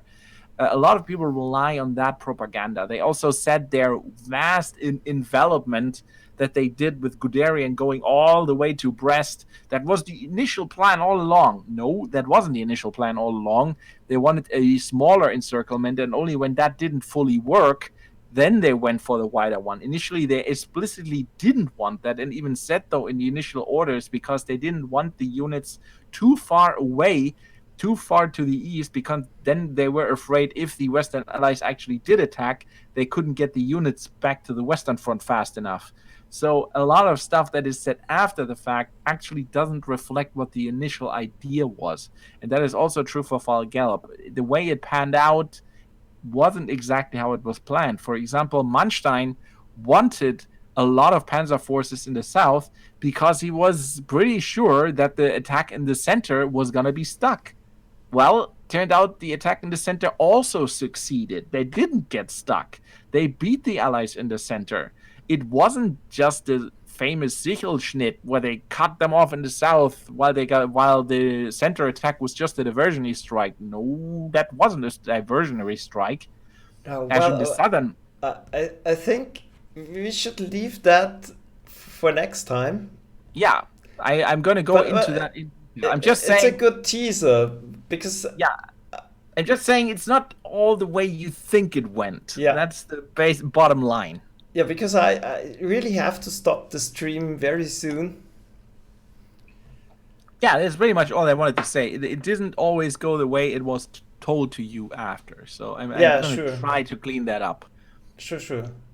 And I think that will be very interesting, and I'm very much looking forward to that, because honestly, I think most of what I know is the propaganda version of information. So yeah, I mean that's what most people think. The reason for that was also that a lot of the history that was written about World War II was written right after World War II, mostly by the military history sections of the Allies. And guess who was working for them? The former German commanders. So especially on the Eastern Front, where they asked them what happened, well, they couldn't ask the Russians because the Cold War was starting. So they asked the Germans, and the Germans told them what happened. And until very recently, like in the 90s, where a lot of the Russian stuff became available again, that's basically what everybody thought that happened. So you only heard it from one side. And that, again, as I talked to you about the German propaganda movie for Norway, if you just hear it from one side, that side didn't have all the information. So sometimes when the Germans said, "Oh, we got attacked here 4-1," a lot of that was actually Russian fake attacks to make the Germans think they were attacked there 4-1, and in reality, something completely different happened. So you have to be careful with that. Yeah, definitely. So, well, I think there are no more questions in the chat. At least. Yeah, tranquility. I need to stop and actually play. Don't worry about that. We have 5 scenarios ahead of us. I haven't even played Sedan yet, so that. Yeah, I'm very much looking forward to that, because that's really a fun battle and very interesting, I think. Oh yeah, the ones So that come from now on are all gonna be pretty interesting. I think the stun scenario that you're gonna face next is gonna be pretty interesting too. yeah, yeah, I read about heavy tanks, so I'm more ready scared. Do you want a little bit of a history background on that beforehand, or? Not now. No, no, really. I do want to go into those battles really blind. So Okay. that's the most fun, I think. So because yeah, most of the time I know a lot about World War II in general, but I have no idea about specific battles like this battle at Dawn. Never heard of that. So yeah, I have no information about that. It's actually one French tank commander became pretty famous in the game World of Tanks. There's actually a medal you can get that is Ah, named after okay. that guy. So, but why he was famous, I'm gonna tell you after the fact. Okay, perfect. And no, yeah, I will play more, but not today. I have to go. Not tonight, no. Not tonight. I have to get up pretty early, so it's already too late for me. So yeah, thanks for watching. It has been fun and informative. Hope you enjoyed it too. And yeah, any Um, last words from yeah, you? I'm just gonna reply to one last thing from Richard Martin. They come infrequently. That had to do recently with the fact that Brack and I took a little bit of a break. But otherwise, before that, I think we have done them basically every week. So I think that's the plan to go back to that.